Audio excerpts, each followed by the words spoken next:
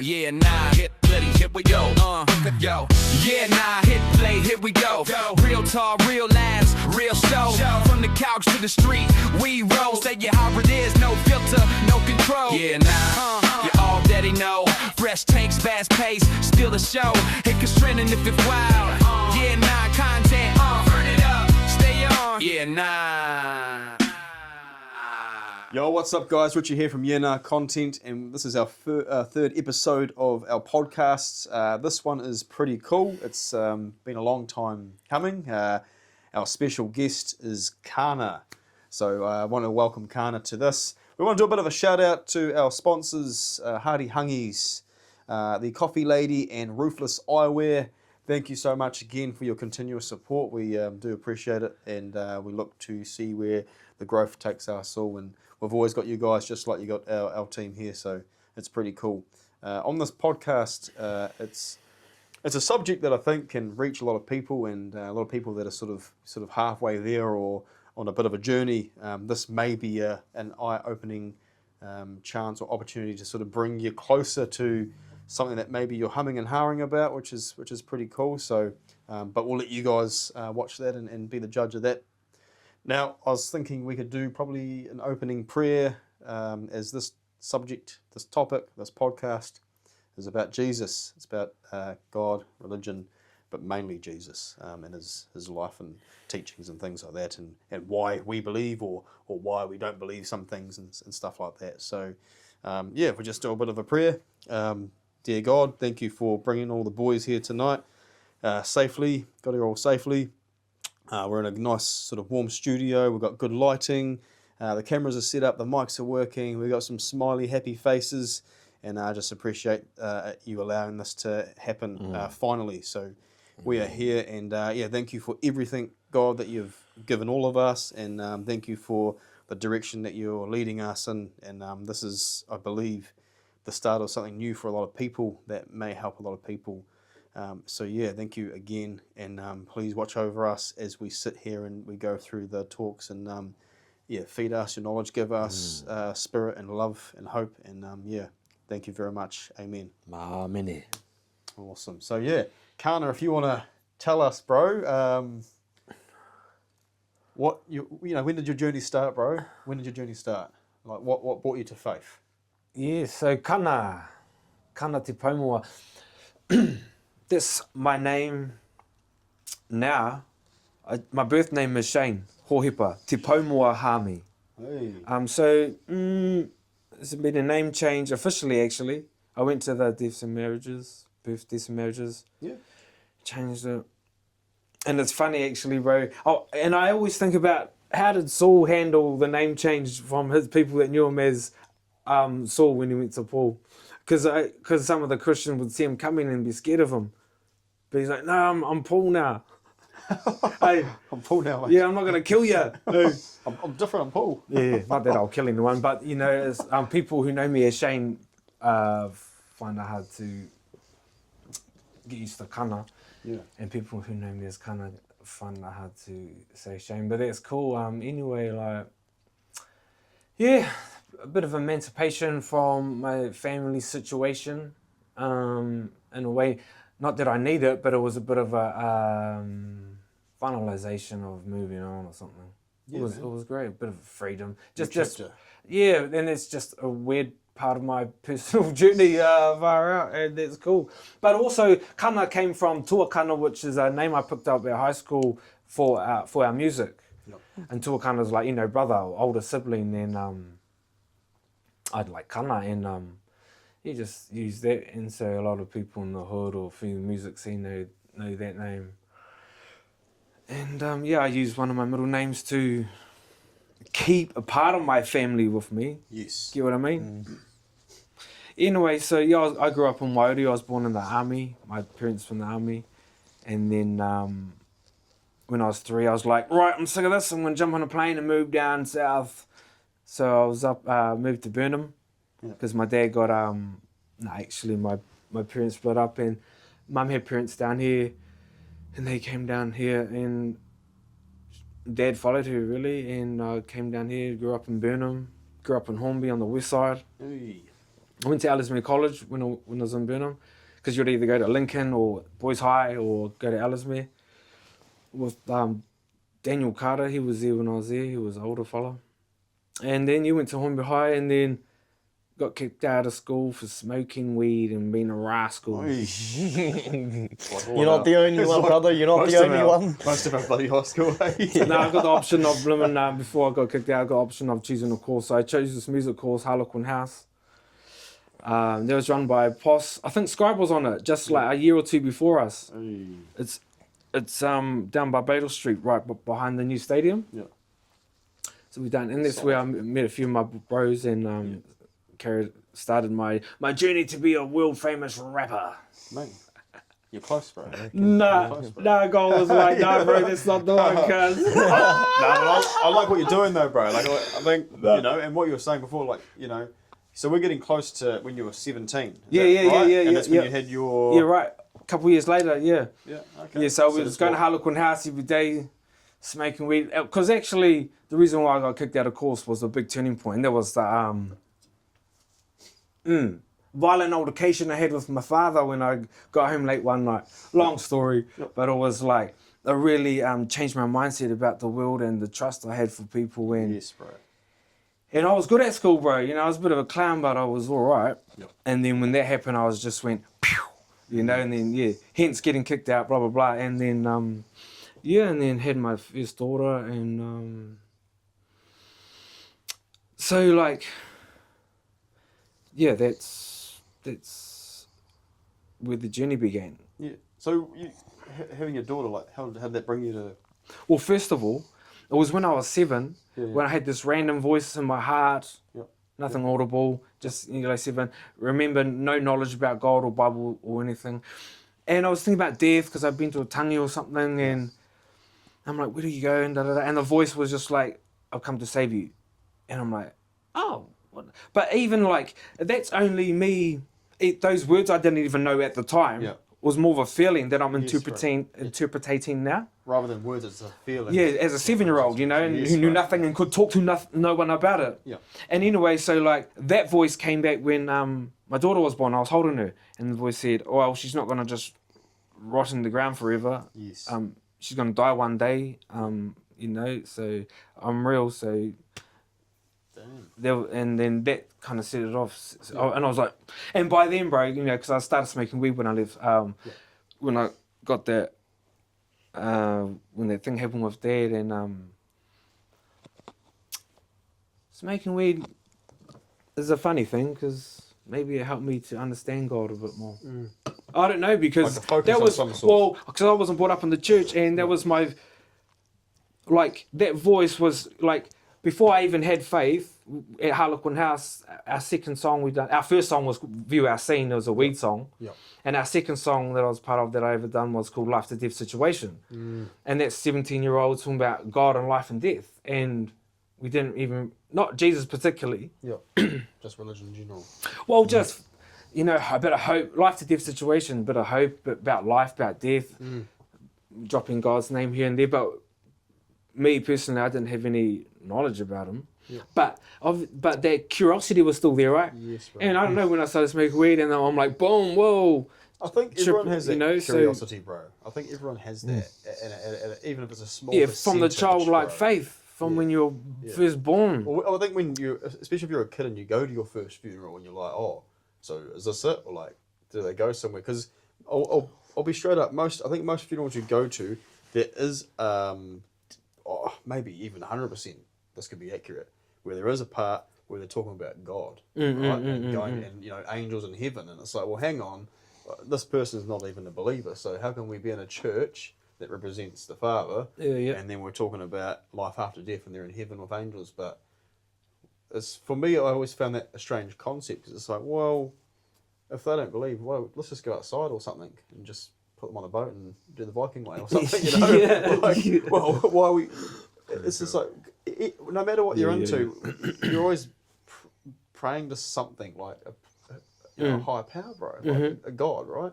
So it's like everything, I think, always leads to that. But I just always found that interesting. Like maybe the first death that you've seen is when you started going, well, hang on, I'm going to be like that too. I'm going to die one day. That's what happens to me. Yeah, Where have they gone? Am I going to see this person again? I really like that person. Where do you go? I want to see them again. That's right. So you start thinking. I think you always have it. I think it's in your soul, bro, in your heart, naturally. Just always is, you know. As soon as you were in the womb, bro, I mean, you're connected straight away. Yeah. Like he says, I knew you before you were born. Yep. I knew Every you hair in on the your womb. head. Yeah. Yep. So far out. That's makes me think, man. Like, wow, that's pretty incredible. Yeah. Like, there's no time concept. You can see you right now, and you can see your death right now at the same time. You can see your birth and your death at the same time. That's right. That's that frame, bro, of eternity. Bang. Like, there's no time. Mm-hmm. Human made time. Yeah. Human made the concept of time, bro. Yes. And this is there's a whakatauki I was blessed to pen. There's two, and it's basically, I even paraphrase it as basically there's two lenses to look through, especially this and even life in general. The lens of eternity and the lens of time. Yep. You know? Yep. Yes. And then it's like, yeah. There's a lot of debate and arguments in Christianity where they're both debating, but they're looking at the wrong lens. And if they look at that lens, like, yep. Yep. Yeah. It's scary, bro, because like you look at like, say if I had a piece of string, right? The very tip of like the shoelace of the piece of string, like the very tip point, that's life, and then the whole like endless bit of rope, that's eternity, bro. That's scary as, bro. It's actually terrifying. Like the idea of eternity actually scares me. It kind of should. It actually scares me. That's it's good. like far out, bro. Like, In a way. like right now, it's like, okay, cool. You know, you have that idea of like, oh, it's short life. Just live, do whatever you want to do. That's also scary. It's like, well, no. You want to do it the right way, like, because a lot of people go same things. Like, oh, no, I don't believe in God. I want to do whatever I want to do, and make some memories. It's like, well, you believe in that once you did, you're done. So there is no memories. So just see you later now, bro. There's no point because you don't have memories anyway. If that's what you believe. Yeah. You know, it's just there's so much to think about, bro. Like, really trips me out, eh? Yeah. Like a lot, man. Like, because you had that when you were 7. Yeah. You sort of heard that voice, I guess, in your heart. Yeah. For me, it's similar, bro, because I don't know when it was. It might have been 2011, 2012. I was living in Dunedin. I was flatting, had the bros out. We were renting my parents' house. They lived in Auckland. And I had these dreams, bro. I had these dreams before I even moved to Dunedin, right? Yeah. I didn't know of Dunedin. I had no idea what Dunedin looked like. Like, had no idea. Zero idea what Dunedin looked like. And I had these dreams of like waves and people screaming and like the moon being red and these weird like monster things running around like torturing people, like just really terrifying things. Right. Big earthquakes, very scary stuff. And I've never been to Dunedin. Didn't hear of it. Then mum and dad said, "Well, go move to Dunedin." Okay, cool. And I went to fast forward a few years. I'm flatting, and then those dreams come back, bro. Because this lady, I can't remember her name, Alison from film school, 2009. This is when it happened. Yeah. So I went to film school, South Seas, not South Seas, Aoraki Polytechnic in Dunedin. She's like, we're going up on the mountain to film my video, my documentary, whatever it is. Okay, cool.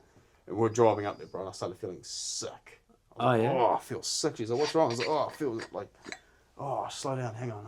I need a window down. And I was like, started freaking out, and I was sweating, bro. And I was like, I've never been here. I've been here before. It's not good for me. I want to get out of here. No, just keep going. I was freaking out. And I got to the top of the hill, and I seen this building, and I was like, boom! And like, bro, I went back into my head. I was like, and I was just seeing what I've seen already from a long time ago. Right.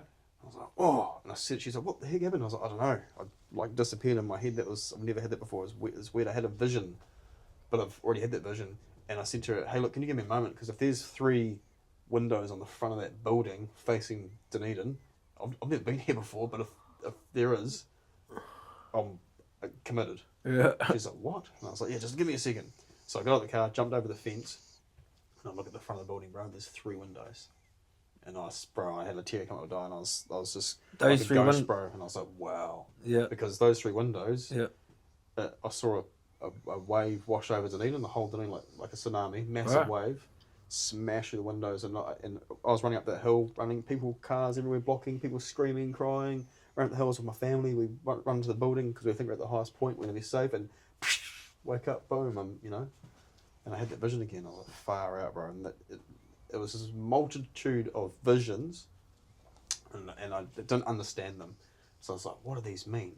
Yeah. So I went on a bit of a midlife crisis. Yeah. I think I might have been like 19 years old, midlife crisis. And I looked up what my dreams meant. Yeah. like visions, right? And Was it every single thing that I looked up went straight to the Book of Revelations. Yeah, Revelation. And I've never heard of it. Right. I've never Straight read up. it. Yeah. I've never been told about it. No one's scared me about it. You don't go to Sunday school and learn about Revelations. Nah, not really at all. Not at all. 0%. And and I don't think I ever went to Sunday school. Maybe once or twice, and it was to play with Lego and eat food, and didn't really learn about anything. But for me to go there and go, what? That is scary, bro. Like that brought me so close because it was so real. In dreams, you can't really see people's faces. Everything's sort of blurry and like it's like AI. It's not real. It's really weird.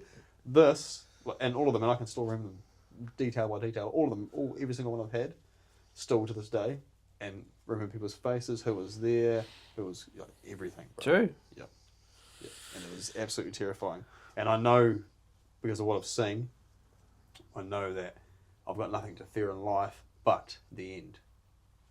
And it's coming. And it's terrifying. Yeah. Way more than a Hollywood movie can put into CGI. Yeah. No Hollywood movie can make what's coming.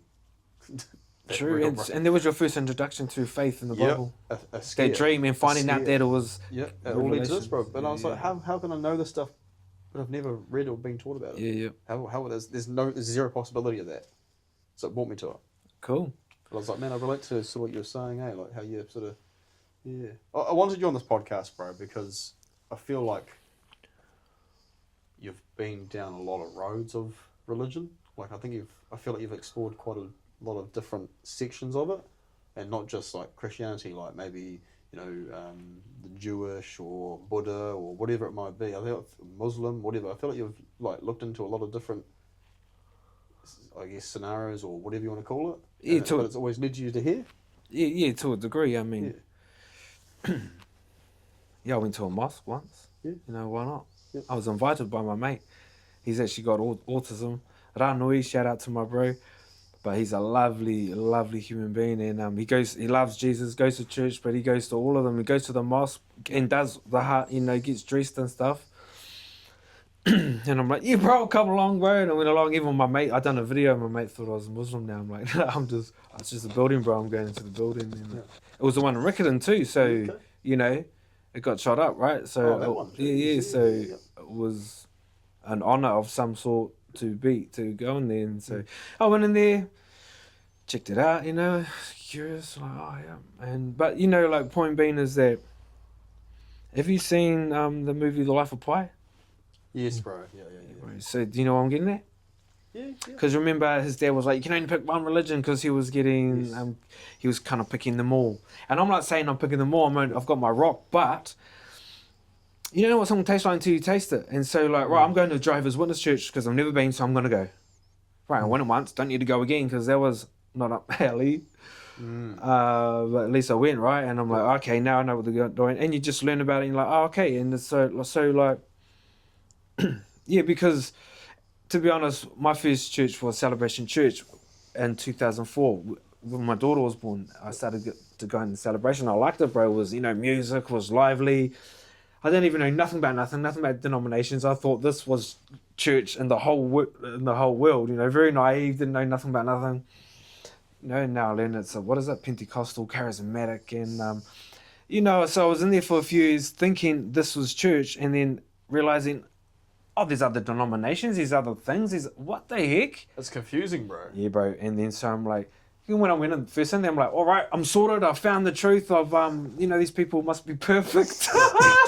Bro, do you think that's the problem though? Is that because there's so much, is that a system that's done on purpose to confuse people what the true book is? Yeah. Because I feel like that is. Like I got a lot of like, not, I won't say close mates, but a lot of them are like, I don't know, man. I'm not too sure, because I've seen this and that, and it's like, damn, I never went through that, bro, and because I got the answer straight away with just pure experience. Like I'm lucky, and it says men and women will see these visions and be given these visions and dreams. Yeah. And I guess I was one of those special people that got that, and it's terrifying. But it's so, I always think about my mates, like, it's hard, bro.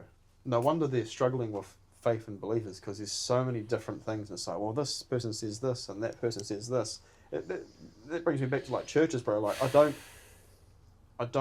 there's not one church I trust, bro. And I have been, I was baptised at a Rise church, and I was baptised with my brother. Oh, yeah?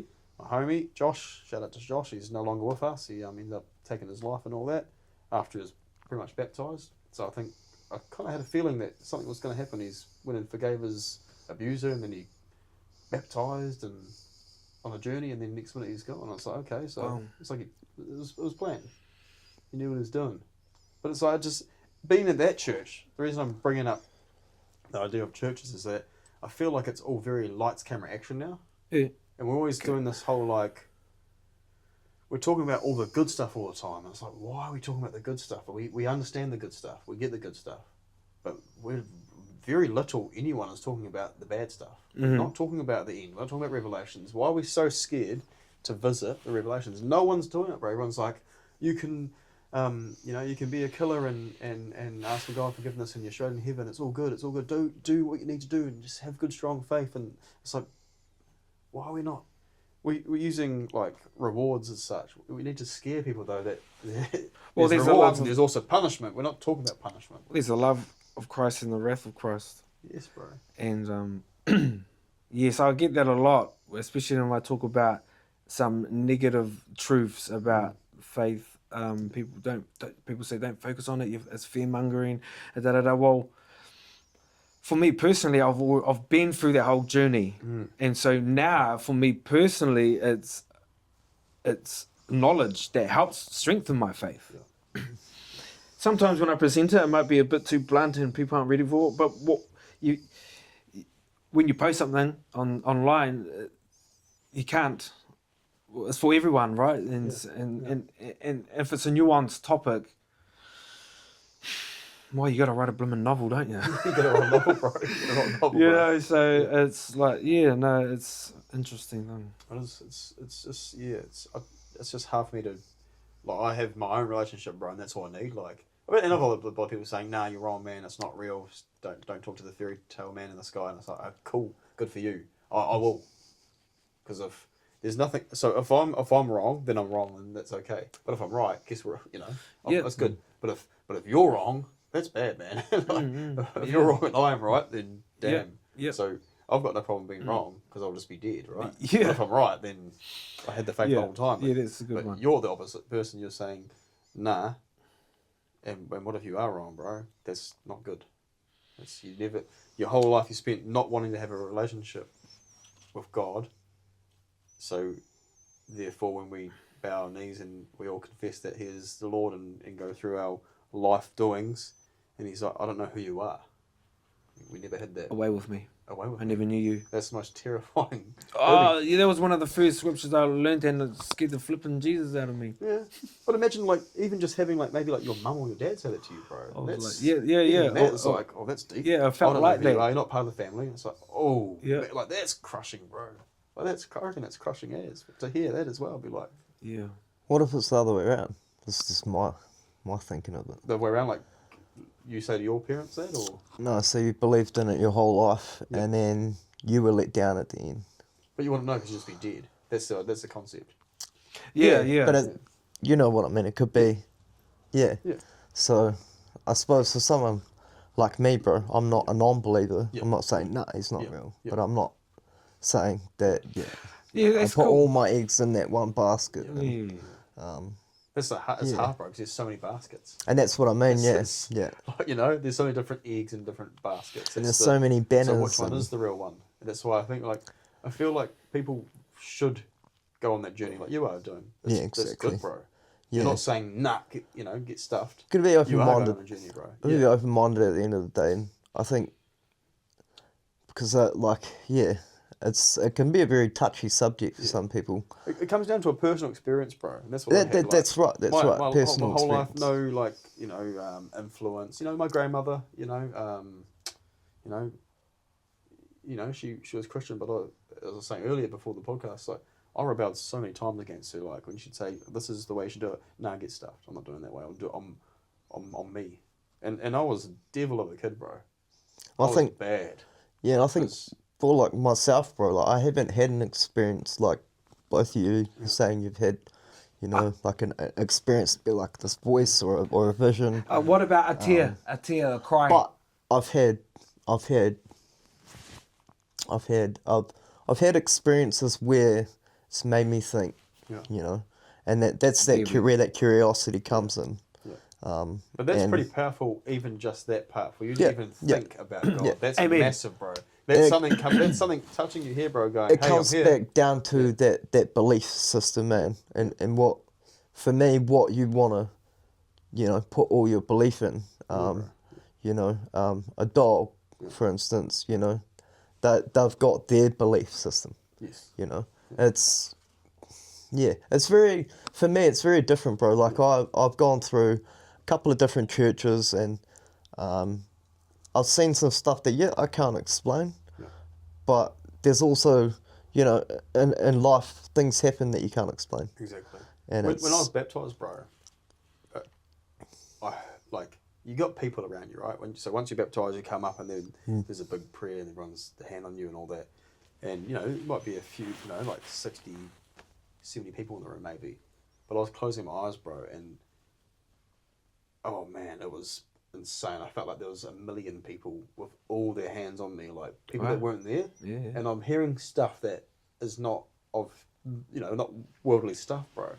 So I was closing my eyes, and I was like, bro, I had like watery eyes, and I was like, and I was cold, and I was shivering, and I was like, but I felt so lifted, man. It was amazing. Like, honestly, it was the most amazing experience. And I always thought, like, I don't need to be baptized to you know, go to heaven. And I still don't think you have to. I don't think you have to at all, no. But I think it is an important process to refresh yourself. And I kind of wanted to, like, follow Jesus' footsteps of him being baptized by John the Baptist. That's right, eh? John the Baptist, yeah. And I wanted to do it for the bro as well, Josh, because I've seen him. He went to jail when he came out, and he was doing so well. Get baptized, Murphy, and I said, I absolutely will, bro, because I'm so proud of who you're becoming and what you're doing, and I believe in you. You're gonna do something amazing, bro. You know, so cool. it was a big thing. But yeah, it's. I was baptized, bro. Yeah. As a child, or? No. So I was baptized about 4 years ago. Don't have to say what church it was in, but you know, that experience for me, the meaning of it to me was washing off all the really bad stuff that I'd done in my life and sort of turning over a new leaf. Yep. But, you know, some people think that getting baptised, it fixes you. Just fixes all your problems and everything's, you know. No, not at all. But no, Because that's... Jesus was a perfect man, bro, sinless. So why did he get baptised? Because he was, I think, leading by example, right? He was giving such a human man the ability to go, hey, I washed Jesus. Like, he doesn't need to be washed. I think like I'm doing a lot of exploration at the moment, especially with my, you know, my Māori heritage. Yeah. But even that leads back to Christianity. You know, like my chiefs, they converted to Christianity, so it's very interesting. And they rewrote the Bible in Māori, so that their people could understand it. And I'd love to get a copy of one of them, bro, to see how it was transcribed from English to Māori, just like how the treaty, you know, and that for me is like written stuff, bro. It's cool. It's documented history, but like, you know, 100 years ago when we had our, you know, whakapapa and land and our history here, and then you fast forward 100 years, how much of it's been lost, you know? And then you talk about, say, the Bible that's 2,500 years old, how much of it's been changed and how much of it's been lost, and, you know, having 150 different authors of the Bible, and how these 150 different interpretations of this one book. So to me, that's where you know, like I'm still really interested in learning and the knowledge of it. But to me, I can't chuck everything in one basket and say, this is what's going to happen at the end. Yeah. Always have an answer for that. A lot of people go, oh, you know, there's so many different people that have written it. It's like, we got how many different languages in the world do we have, mate? That's right, bro. That's right. That's what we're doing. We're interpreting. And it is like if you go into read their way of their dialect, like their language, right, and you put it into their original, it is very much spitting image of this exact same transcript. Nothing's actually being changed. It's just it's a language barrier system. Some words aren't used in particular, like countries' languages. They don't use, you know, O's or whatever it might be. So there has to be a way that you can actually describe that. So it's just a language thing, really. Like nothing's actually changed. I think there's all that, but it is. You have a good point. I look at it like this, How bro. do we know that? I look at it like this. You do we line know that? 150 people up, right? You play Chinese whispers. Exactly. What's going to happen changed by at the the end. you know 150? You know, so it's sort of you always have to ask that question. Yeah. But Always, bro. Yeah. but at the same time, it is documented history, and it's everyone has like the color. I love that color analogy. You know, it could be a red flag, bro. Yeah. But the bro, he might look at it could be a blue flag, just from his beliefs. So it's for me, it's like everything in the Bible is a life lesson. You can take those testimonies and you know those little scriptures and things. There's a lesson that you can put into your life out of that scripture. So true, That's bro. sort of how I look at the Bible and read through the Bible, and it's just there's a lot of mythology as well. Yeah. And mythology to me is like Maui. He pulled up the North Island, saying that you know like how many people believe that you know 100 years ago that was true, bro. If you told a Māori that Maui didn't pull up the North Island, you know, it would just be like you saying to a Christian that Jesus is not real. You know, same similar. You know, so it's but Jesus was a real person. There's no, you know. I think for me having this open mindset, you do get looked at differently, bro. Because I can't say there's a heaven and there's a hell and. But that goes with like Alexander the Great, right? Like there's no, it's just recorded history. It's just witnesses. Yes. And he's So in the what- Bible. so And what- he's in the Yeah, Bible, he bro. is, yeah. So was he real? Oh, Like it's just witnesses. So Exactly. at the end of the day, it's all, we're depending on witnesses. But there's so much that's coming out now in the last few years that there's a lot of science behind it, right? And people going out there to places that still existed today and finding stuff and going, The archaeology. archaeology. discoveries. Oh, that's good that we found that, but it also goes against what I believe, which is not in this. And now I'm like questioning my own beliefs because this actually exists. What? You know, things like that. Everything's historically, it's in there, bro. It is, but it's scary at the same time. But I also find it really weird as well that people are against it, right? And it's like, but the book is telling you how to basically live a good life, like how to love your neighbor, how to be friendly, you know, look out for people that are struggling. Like that's all it is. So people are so against it. So what are you against living a good life? It's just If you tried to live your life literally by the Bible, you could not live. It's just if you tried to be perfect and live by to do exactly what the Bible said, you couldn't exist. You couldn't do the 10 Commandments. Like it's just not possible. no, sin entered the world, So bro. it's- Sin entered the world. You know? So but like you're saying, it's those lessons and the knowledge you can take out of it to live a good life and have good values in your life. Like I was saying to the bro, that I love that analogy as well. If you, bro, if I had a son and I raised him up, treating him like a giraffe, he'd probably think he's a giraffe, bro. Yes, bro. So it's that's sort of like my analogy on it. Like if you bet in, you know, if you put something into someone's head for a huge amount of time, that's it, bro. They're gonna believe in that. But yeah, and you get those people that are 100% that's it. There's nothing else. You get the people, you know, that are sort of in between. They don't. Yeah, that's true, but I'm not really too sure. And then you get the people that are like, nah, you guys are crazy.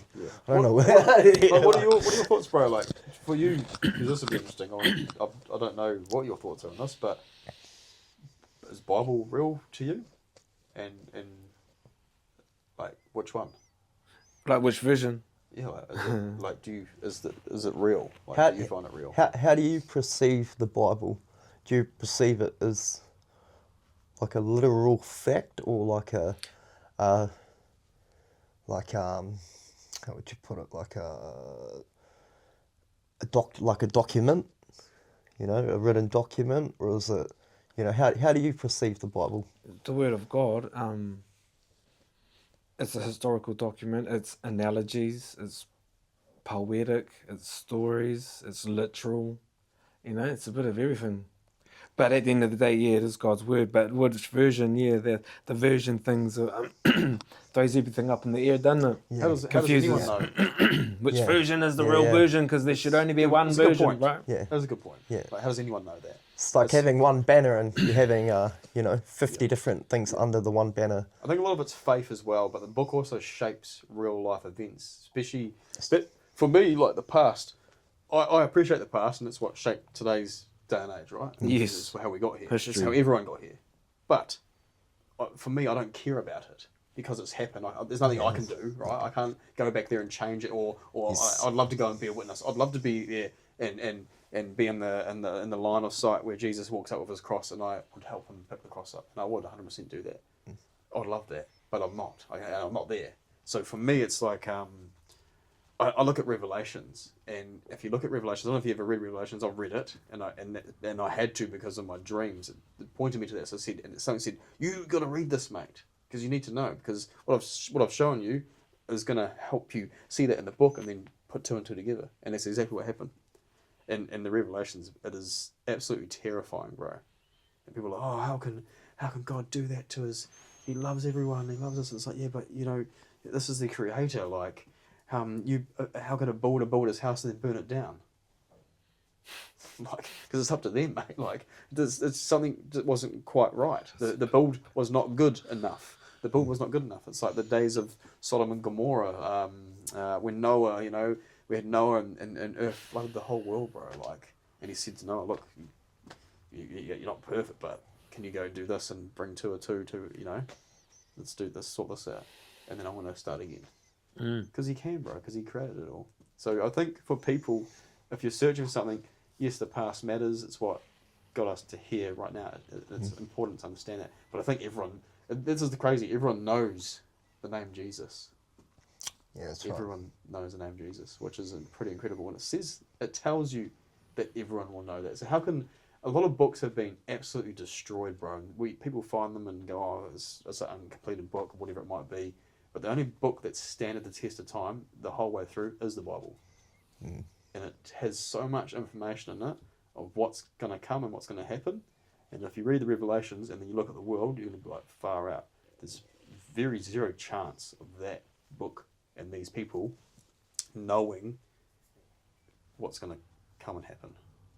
It's just, you look at it, bro, honestly, it's word for word. Like the Revelations is absolutely, the book of Revelations is terrifying. It is absolutely scary because of how accurate it is right now. That's insane. Like, I'll tell you now, I don't sleep. I've looked it up, and they call it a watchman. And it's a protector of your family. So usually you sort of wake up sort of 2 o'clock, 3 o'clock, and you're a watchman, and God says, watch the skies, watch the night skies. Jesus hardly ever slept. Hardly ever slept. And I was always like, man, I don't sleep. But I was like, why don't I sleep for? And I looked it up, and it's something to do with the watchman. You're the watcher of your family, because that is the hour of bad things can enter. So I'm like, cool, if I'm awake and I'm spiritually protected, when I can tell you another story how I am, which is absolutely terrifying. Yeah, I'm a watchman apparently, based on the notes and what I read, sort of stuff there. So pretty incredible. But I hardly sleep anymore, it's eating me up, bro, because I'm thinking about all this stuff, because we're getting so close. And in my opinion and my beliefs, how I see this all, is we are very close. Very, very, very, very, very close. Basically, on the standards of how advanced technology is, which it says we're very advanced. And it is very advanced. We're putting chips in people's brains, and that can help. That's crazy. It's crazy where we're sitting, and it's terrifying. But I think read the Revelations, and then look at the world, and then go, do I believe or not? Because it will point you in a very good direction, and a very scary one. Yeah. Does it give you peace too? I'd lie if I said it did. It doesn't give me peace, no. It gives me peace. It gives you peace? Oh yes, hallelujah. Yeah. I'm terrified, bro, because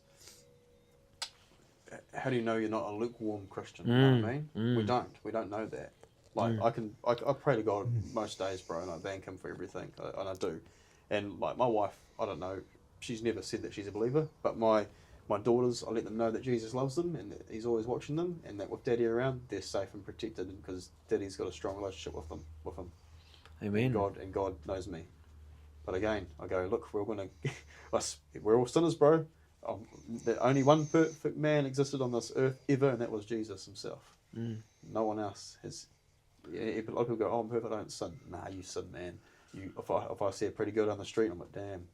Honestly, I do. You know. Well, we all do. Ooh, damn, that's good. We all have at least. And it's like, But no, I'm like, oh, that's not good. Let the wife hear that one, bro. All she knows, like, same thing on TV, bro. Like, and I always feel guilty, but it's a man thing, bro. Like, it's an instinct thing for me. Like, oh, damn, because I'm attracted. Well, obviously, God has given us that option for a reason, bro. Well, I'm attracted to the opposite sex, bro. For me, that's very normal. But it's so bad at the same time because I when I was a young man, bro, I prayed to God. This is when I started my journey with God. Started like going, look, God, if you're real, I want a wife, I want a house and kids, and that's the exact order it happened, bro. Nice. The exact order it happened. I got my wife, I married her. We then bought our first house. She was pregnant while we bought our first house. Gee. And exactly what I prayed for, and it was delivered. And He says that if you truly believe and you ask, I will give you when the time is right. And He did, bro. He gave me exactly that. There's been so many times as well, bro, where I've wanted to just end it all, bro, like end my life. And it's like, my kids and my wife are what stopped me from, they've saved my life. But at the same time, like, God, I know I can't end my life because You've shown me my end. Like, I know how. Yeah, that dream. Yeah. Like, I know how I. Right. Oh, so that's why you don't have peace because of that dream with Revelations? So rapture, I wouldn't class it as rapture, but something does happen. I don't know if it's called. There's no mention of the rapture in the Bible. Yeah, it says that we're called up into the air or something. Yes, but I don't know where the rapture name came from. So yes, that will happen. That does happen. What? But I'm not taken. Oh, in your dream? Yep. Oh, right. So I'm not taken, yeah. but I'm protected because we're still some are protected. Yeah. But they didn't go up in that time, and they're protected. But they stay on earth and they're there. And I go up to a church, bro. Yeah. And there's people in there that have been left behind saying, "Why, man? I gave you my whole life. I did this and that." And I'm sitting there going, "Wow, like me too, man. Like, what's going on?" And I go right to the front of it, to the church pew, bro, right from the front, where the reverend or priest or whatever you want to call it would sit up there, the preacher. And I bow down my knees and I cried out and I said, "God, I'm so sorry, man." And I gave it my best shot. And just can I come birth you, man? I love you. I love you. And this white light came on me, bro, and boom, I woke up and I was like, whoa. But everything was real. Like everything I could touch. I could see people's faces. I could feel people's cry and hurt and pain. And that's when I seen the little things running around tormenting people. Oh, yeah. Which it talks about. I was like, how do I know this? I've never read it. How do I know this, man? That's why I believe, bro. So what's your questions holding you back on actually accepting whatever about Jesus?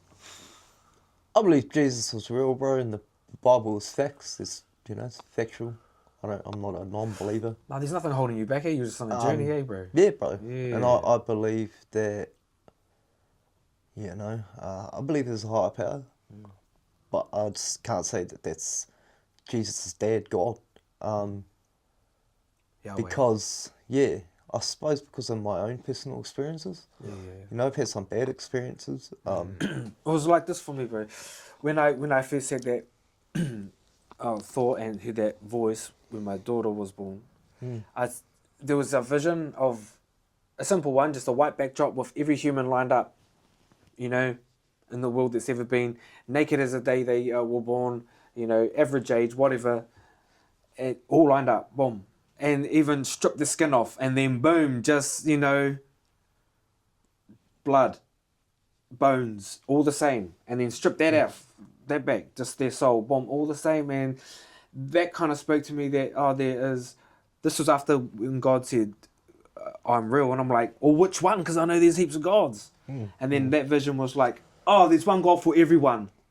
And then, because I'm like, okay, then sweet, bomb, answer that, ticked off. Which God is it then? And then I had to go, oh, okay.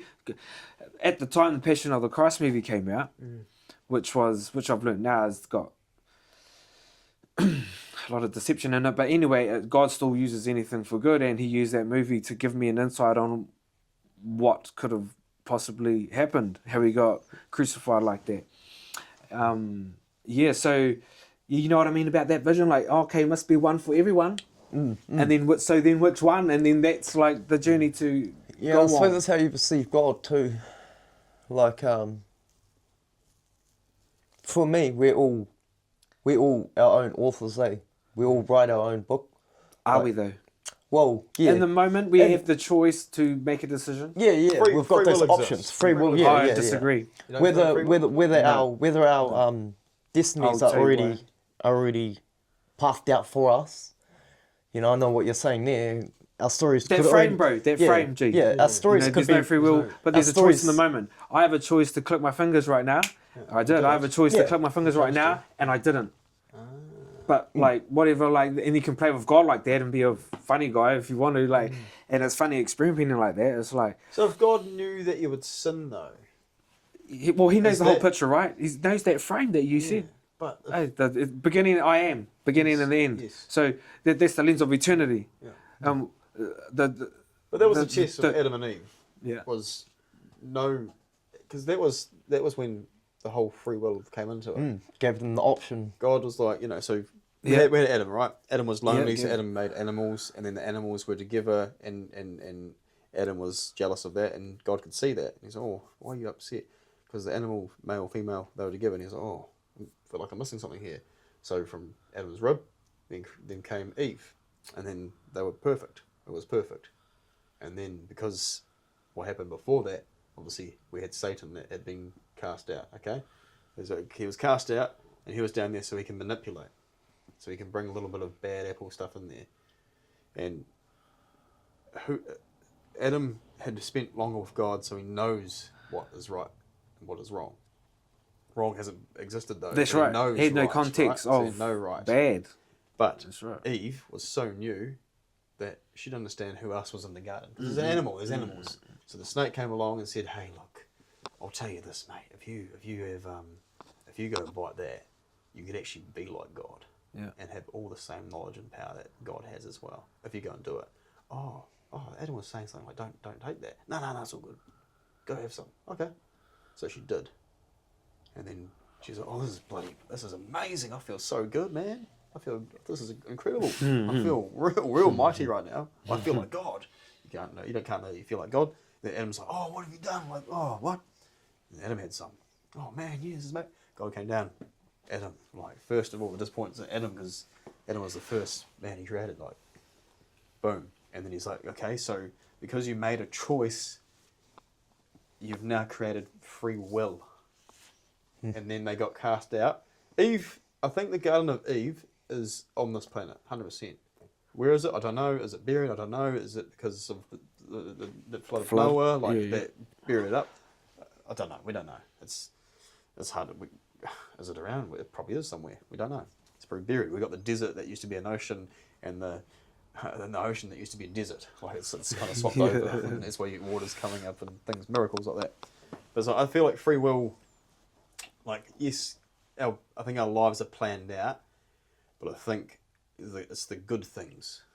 So the good stuff, like, hey, I wanted a wife and kids. And What about the bad stuff?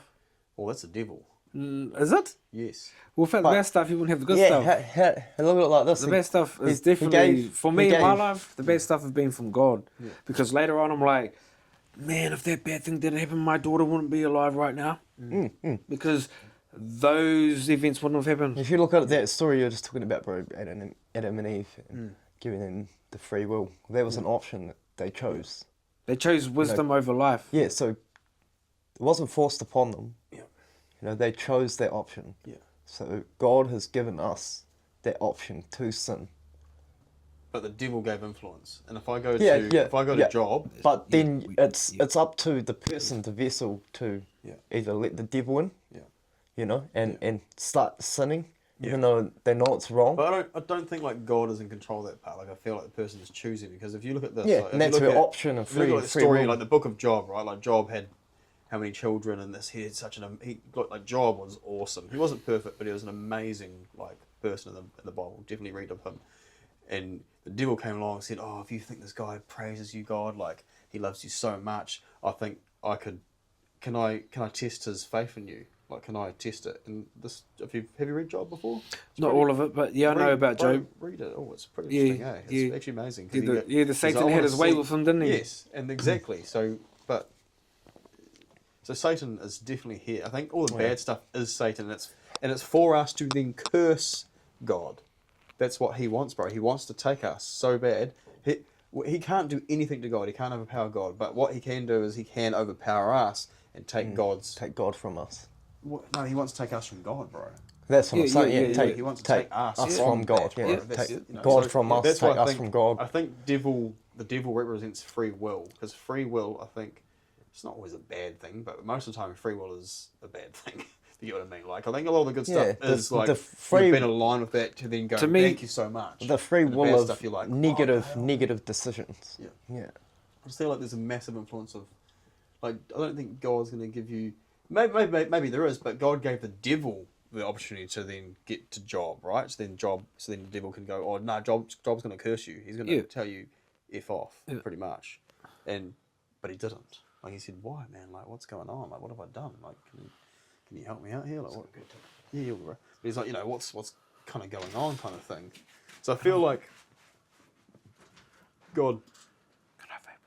Yeah, absolutely. So I feel like God knows our like life and all that. But yeah, I don't know. Yeah, I don't believe in. No, I've learned that your free will is it's actually probably an invention of some kind in terms of implanting it into the church, but in terms of free will, that's saying that we even have a part to play in choosing Jesus. We don't. You don't reckon? Like, Not at all. Not at all, bro. No. Of course not. We're like, because that means saying God's not sovereign at all. He's only a bit powerful. Yes. And I'm a bit powerful too, a little bit. And bro, we're nothing. We're dust. We're nothing, bro. Nothing. Yeah. And so before time existed, that frame was already painted, and he's already got his predestined elect. But through the lens of time, we don't know who that is. Only the individual that can hold on to that promise for themselves. So is choice and free will different then? Because he's giving us the choice to believe in God. Yeah. Or is it free will to believe in whatever? Well, are you talking about free will and choice in terms of believing in God? Yeah. Like, because God's giving us free will, right? Or the choice to decide. I made a choice in the moment when my daughter was born to actually go investigate this God thing, so I made the choice, but it was already written, right? It's already written. It's already painted. So like, it's a really intricate. Do you get what I mean? Yeah, bro. Yeah. Like, like when you make something, we can't take any glory for it, because when I write something, I didn't make those words up. I didn't invent those words. I learned them from somewhere. They came from somewhere. I didn't give myself the breath. I didn't pump this blood from my... Bomb, bomb, bomb, bomb, bomb, bomb. I am nothing. It's a good point. I'm just a vessel. It's a good point. And I think we can touch on the case as well. Like, a lot of people go, oh, like, I don't believe in a creator. And it's like, well, hang on, you got mum and dad, right? So they made you. So they created you, okay? So they made you by being together. So there's already an idea of creation of life, okay? So it's giving you a rough idea. It's a small percentage. Yeah. But if you look at a house needs a designer. It needs a builder. It doesn't get there by itself. That's right. And a lot of houses can, especially with today's technology, can be built very perfectly. It's warm. The windows are straight, like measured correctly. Everything is there's something else behind it. And I go, I always like to attack that back to people that go, I don't believe it at all. And it's all, okay, so we just magically got here on a big bang, and the sun was the perfect exact distance it needed to be to keep us warm and give us daylight, and the moon had to be the exact perfect distance here to give us the light at night, whatever, if the sun was any closer based on your science, would be absolutely burnt to crisp and the earth would be nothing. Yes. Eh? That's right. Like, there's a lot that doesn't Can't be. make sense to me because it's like, well, hang on, there has to be a creator. And every snowflake has an individual pattern. It doesn't. Well, then you, yeah. Like, how can the So sun it's be the hard. perfect Like distance? for me, like you know, there's the whole ape theory. Oh yeah, evolution. Yeah, Charles evolution. Darwin. Evolution. You know, the universal law, stuff like that. Yeah. They can all come into play too. Yeah. So, And I but mean, why like are this, they not evolving right now? So why are monkeys still monkeys? like this. Yeah. You plant a seed and it grows, right? But where did the first seed come from? It's the same as The chicken or the egg? Yeah, well, it's the same as humans, bro.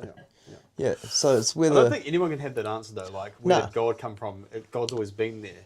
and it depends how far down the rabbit hole you want to go, and depends what way you want to look. But then you've got also like people that believe we're in a computer simulation. Or even an atom, like they You know, say we. you only get 3 lives, but we're in a simulation. But if we, yeah, but atoms, right? Like, so they say 2 atoms, you know, cause a big bang. yeah, But yeah. the atoms had to be created as well. So it is pretty, it's crazy, bro. It's crazy. Do we believe in nothing came from Who nothing? created? And then I mean, something there's the came from question. nothing. There's the question, bro. Who created the creator? That's, You know, I don't think the- anyone can have that then answer. and I don't your think anyone head can just give you that goes, answer. At, I the, think- at the end of it all, we have to accept the mystery. Yeah, yeah. but And we can have to ask accept that we can't know everything. And Yeah. we have to get over our human know-it-all tendencies of the individual and come to be in awe Yes. and wonder of all this. I suppose it And comes then, back. and then go back and try to find your facts. It comes back down to that individual belief and Oh, yeah. you know, yeah, that individual belief. What you really want to put your life and your It's values a in. personal thing, bro. Because I could be like to Kana, oh, I don't, because you got mum and dad. You got mum and dad, right? Yeah. No, you don't. You don't have No. mum and dad. No. Because I've never seen them. Right. Oh, yes, I like this. You know Yeah, what I mean? I like that. Because I've never seen them. Yeah. So it's not, you can tell me. And when I leave, am I real? When I leave here, Did you even come here tonight? did I Like, even This yeah, conversation yeah, is real. yeah. That's what I mean. Like it can go over and over and over, and Yeah. it just goes. It goes here, bro. It's like it's a big cobweb of like information about everything, and you might have people that are on the the fly that's stuck to the cobweb going, oh, I don't know about this, and then you got the guy in the middle going, I'm the spider, I know everything. It's like, well, no, we don't, man. Like you got that guy that probably knows as much as you. You know this as much as this guy, and it's hard, bro. Well, 'Cause- Socrates said something like, There's no one Oh. correct answer. Well, for some there is though. That's the one answer. But But it's for- scary though. Like what gets me as well, bro, is that he's the most hated historical figure ever. Like he's so people. I think he's the most controversial figure ever why because though? because Why? Like, because it's of that crazy, belief man. system. Yeah. Where there's the non-believers, there's the believers. But we don't take There's the piss out there's of the hard, yeah. There's my the hard brain. left. We don't there's take the the piss hard out of right. Muslim, and we don't take the piss out of Buddhism. We don't take the piss out of like all the other. We don't take the piss out of that, right? We don't. Just don't agree with each other. But you have all these big corporate, massive companies, Olympics, like political figures, like people like absolutely ripping shreds into Christianity, like making it almost humour. And like you got big mega superstars, rap stars, whatever you want to call it. All I've never seen them do a song where they're like, wearing a burqa or whatever, or like slaughtering someone like as a terrorist or whatever, or whatever it might be, or doing something with Muhammad. Like I've never seen that. I've never seen that. I've only ever seen people always just pick on that one person, and that's exactly what the book says will happen, and it is happening, and it's like cool. So we get racist people that go, oh, Muslims or whatever, right? But we don't, like, it's so intense when it comes to Jesus. Like, everyone goes, ha, ha, ha, and they always take the piss out of it. Always, and it's always him. It's like, my main man. thing, bro, there's two parts of it. There's the kind of fact side and there's the internal side. And and then in the internal side, it was the humility thing. The tears, that's why I mentioned before about the tears, the cries. Those tears of revelation of either happiness, sadness, regret, confusion. Why am I crying? You know those tears when you don't know why you're crying? And they start coming up, or something, whether it's something you heard, smelt, seen, saw, and they come up. Those moments, we deny ourselves truth when we hold them in and try to hide them and wipe them and try to battle them. When we release them, we get the truth they were meant for, and then that connects to a scripture in the Bible in Psalms, Proverbs about our tears are stored in heaven. Hallelujah. And that tongues, bro, I like that scripture. Our tears aren't wasted. And so like that's the internal thing, that hope thing, and the humility thing. And the humility thing is a massive lesson, especially for men, anyone really, but humans, you know. The one thing about humility I find funny is that you can't even say you're humble, can you? No. Hey, no one can say, it doesn't make sense, hey, it's an oxymoron. If someone says, oh, I'm humble. Hey, and then so those lessons really made me interested in this guy. This guy, a couple thousand years ago, did his thing. But I'm scared, bro, because not like of like Jesus and stuff like that. But I'm scared. And, actually, you know what? We should be scared. Yeah, fear the Lord. A lot of people go, "Oh, I'm scared of the devil." So, don't be scared of the devil. That's nothing. Be scared of God. Do not be scared of the devil. Be scared of God. In awe and reverence, not in fear. Be scared. Oh, he says never fear. Don't ever be scared. Don't have no fear. Have no fear. But you know, like be scared of God, like you'll be scared of a good disciplining dad that you love, exactly, but still smack you if you need it. On bro, that, that's another good point, man. That kind of fear. He's still a man to you. You're a superhero. Being a human, you'd feel guilty you fear when you him. do something. You know, like I've had as a young man with altercations with my dad and all that sort of stuff. Then I always feel so guilty. And it's like, man, like I feel guilty for calling my dad a dickhead or Yeah. But man, I feel real guilty. Like I felt so wrong and guilty even before I knew God when I was sinning, and I knew I was sinning, which is weird because I didn't have that system yet. But it was But it's there, like, right? man, I felt disgusting and guilty, like I'd done something terrible. It's just human nature. It's built. It's in our DNA, bro. That's built in the spirit. Like it's with us to let us know.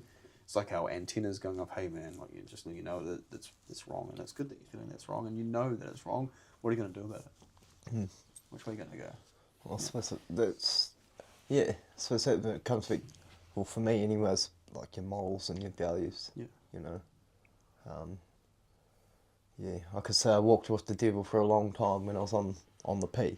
Yeah. You know, that's the devil's drug, bro. It turns you into someone you're not. Yeah. And that's, you know, a way of, I almost think that, it's, it is a form of the devil, bro. Yeah. And a substance, really. Well, that's the only way you can get back at God, bro, is by taking us, as many of us as possible. That's the only way you can get back. Because it hurts God, bro. He's like, I want you. Like, I want a relationship with you, but you're... But yeah, here's a question for both of you. Yep. You know, so the afterlife. What do you believe in the afterlife? Is it heaven and hell? Is it... Are you going to turn it? Is there in between? You can turn into a ghost. You can First of all, first, then I'll do mine. We get resurrected, bro. We get resurrected, and our hope is in the resurrection. Hallelujah, amen. We get resurrected out of the ground. Boom! If we're dead when it happens. If you were cremated, all the blimmin' particles that have gone around the world will go. So that's the first part. Then we get judged, and heaven's on earth. Hell is not like the fiery torment that the Catholic Church has promoted. It is just a place where God isn't, and you are just nothing, and you will be destroyed, and there will be the goats and the sheep, the elect and the non-elect, and through the lens of eternity, we can. If we look through the lens of eternity right now and say, there is none, you are either elect or non-elect. You are, in our faith, you are either saved or not saved. And it might be on your deathbed, it might be tomorrow. You might already been, but you don't know. I don't know. Like, but through the lens of time, we all have a chance. But through the lens of eternity, oh man, some just aren't elect. So mine's a little bit different. But this is because I've read Revelations quite deeply, and it's all in there. That's all I need. So when you die, you are in heaven. okay? Heaven is not the final destination. This is me, it's based on what I've read, right? So when you die, you're in heaven. I think there's a lot of mix up, like there's like this sleep or something like that, and it's like no. Look, when Jesus was crucified, there was a thief to his right side, and the thief, he said to the thief, "You will be with me in heaven today. You will be with me by my side today." So, and a lot of case by case NDE experiences, they have that same experience. They don't go to sleep. They literally go through a most peaceful they've ever felt. They felt more real than here. This is nothing. They always say this is nothing. What we're here, this is a simulation. It really is. We're nothing here. What I have up there was I didn't want to come back, but they said no, it's not your time. You got to go back. But I brought you here so you can see, and now you can be a believer because it is real. Welcome. Oh wow, this is amazing. Yep. So when you die, you go in heaven, okay? But heaven. Did you go to the gates and you get chosen to go that way or that way? No, so you go. So it's not like that. So we get a lot of this like Hollywood stuff. Yeah, right? yeah. That's where it trips people up and go, oh well, these guys are weirdos. Access denied. This is Hollywood. This is the demonic. You get the boat. Demonic Hollywood, right? So you go to heaven, okay, and you are met with you on your deathbed. There's been a lot of proof of this as well, scientific evidence, everything, which is funny because science, but people going, oh, what's Mum doing here? And they're like, oh, there's no one there. And then like these people look amazing, like they're like, oh, Mum's there. Oh, Mum's dead. Mum's there. And all this amazing stuff. And they will go and so you go to heaven. They're not right? just crazy, bro. No, but listen, bro. You go to heaven, right? Yeah. And then we're there. So heaven it's not our forever place. So we go to heaven. We're not going to sleep in the grave and then magically go, oh, was I asleep? I had no idea. No. We'll go to heaven. When the whole war has happened and the devil's been defeated and thrown into the lake of fire, and the people with the non-believers and all that, they've all been cast to hell. Hell is a many meaning of dormant, being away. It's just a non-relationship with God, the one that you asked for when you were living on Earth as a planet, on the planet Earth as a human. You didn't want a relationship with God, so no worries. I won't give you that then because you didn't want it. So I'm not going to give it you now. You didn't want it, so you can be away from me. You don't know who you are. You didn't want to have that relationship, so we're not going to have it now. See you later. But when all that happens and it's finished, we then actually come to Earth. Earth is renewed. So Earth is renewed, and you have heaven, and how many heavens, and then you have Earth, and we're actually renewed in new bodies. So we have what we have right now. This is a shell, bro. So we don't actually look like this. We don't look like this. That's interesting, bro. And that comes back to I can't remember what I've read it. A certain religion that believes that your birthmarks are that's your scar from where you were killed and Like your reincarnation. Yeah, reincarnation. And it's quite Are you interesting. getting to the point of deja vu? Yeah, that's another big one, bro. So deja I've got vu. an answer for deja visions. vu, right? So when we're young, You feel like you've been there and done it. So when we were young people, right? When we were young kids, we were very spiritually open because we were so innocent. We were so peaceful as children. We weren't scarred by bad things. Like we're sort of learning that still. We're very new. So when we were kids, when you sleep, you were given dreams and visions of, and they're all the forewarning signs of, hey man, you're getting older, you're getting closer to the end, you're getting closer to this, you're getting closer to this. So every time you've had deja vu, yes, it's happened in a dream format when you were younger, not in a different life. There's no way that you had that same shirt 100 years ago, because that shirt didn't exist 100 years ago, so it didn't actually happen, but you had deja vu, so it's your dream reoccurring. So that's why I know when this happens, I'm going to have deja vu, and it's going to be happening. I'm like, man, I've dreamed this, and it's actually happening. That is incredible. So I think that's what that is, like a lot of that sort of stuff there is, you get, a lot of people go, oh, deja vu, oh, reincarnation. It's like, no. So I suppose the only vision sort of thing that I ever had was, I don't know if it was because it was so much on my mind at the time, and it was burnt into my brain. But I found out the day that one of my best friends had died, and I was locked up in jail. And it actually came to me in a dream that night, and we hugged and said goodbye, and it was like him coming to me and saying goodbye. It's probably the freakiest like vision, dream, and bro, it's like you're saying, it felt so real.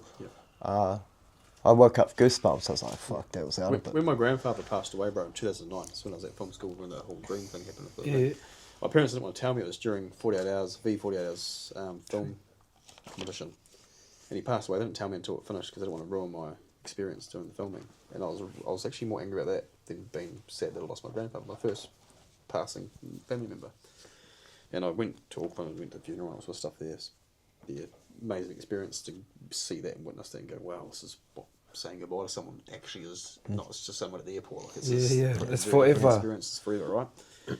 But is it? You know, forever. For now. Forever and human. And I remember my auntie telling me a story the night that or the day that he passed. And well, actually, Nana. So they left the room, and he was in his room, pretty much like it's the final sort of days or hours. They didn't know. They were just told that's why they came to the hospital. And Nana walked up to the room and auntie, and they heard him talking like he could hardly speak. He can't walk and stuff like that. He hardly speak. And they heard him talking to someone, and they're like, "Oh, who was that? Who were you talking to?" And he's like, "Oh, I was just having a conversation with Jesus." And like he was talking like, true. It's like, wow, okay. Yeah. I was just talking to Jesus. And oh, okay. What about? Oh, just the time. Oh, okay.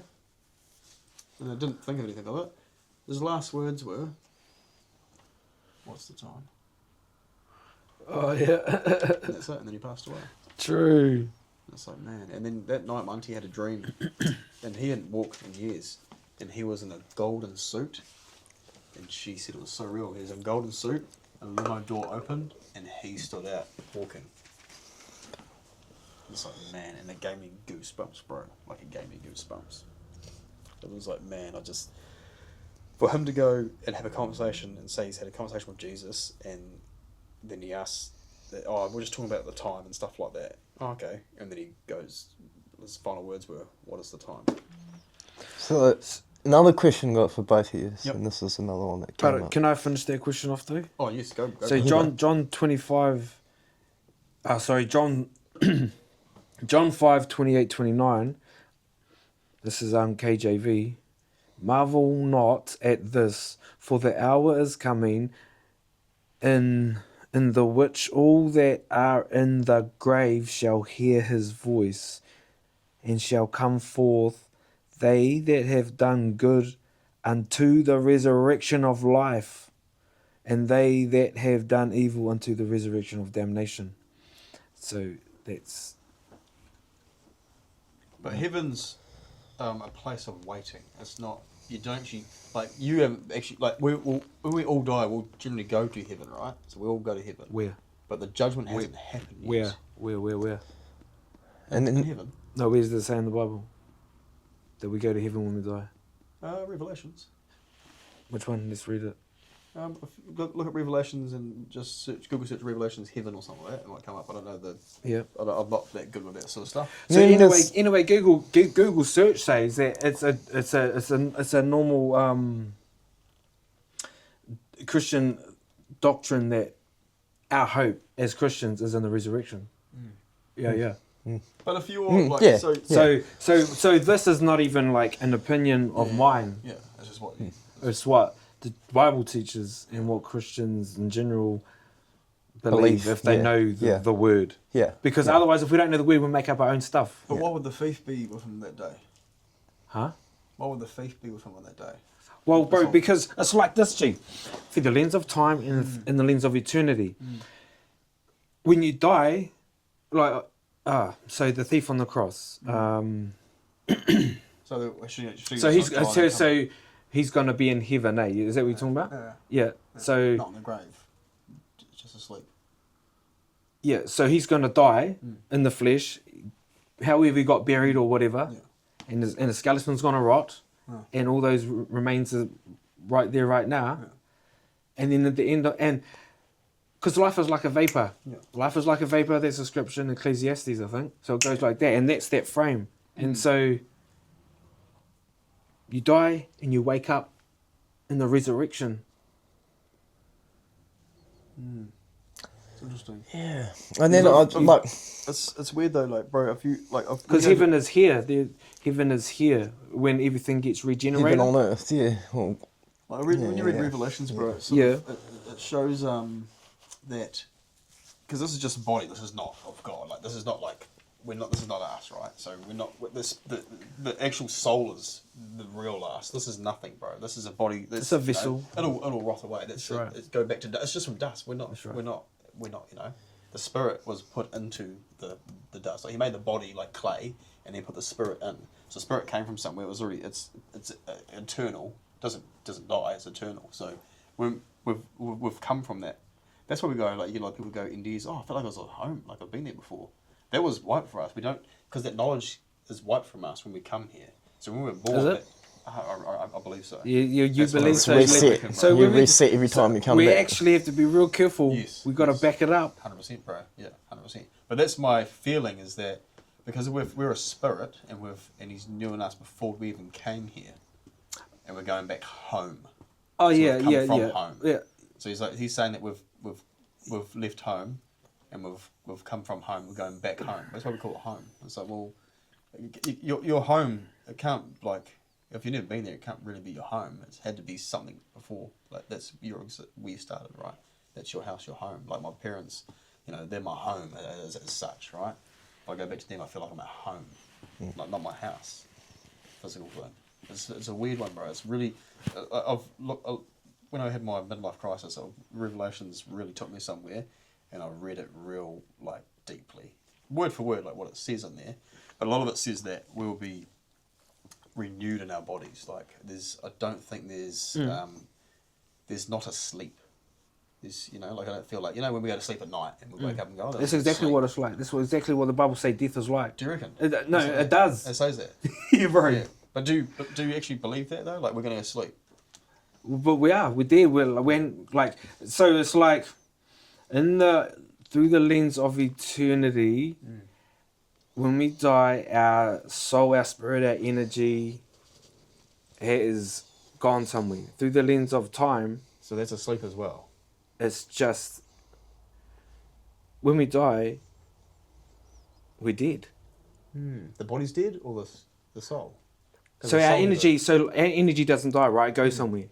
So through the lens of eternity, it's gone somewhere. But you through are- the lens of time, Yeah. it's nothing. But you are your spirit though. Eh? But you are your soul. You're not the body.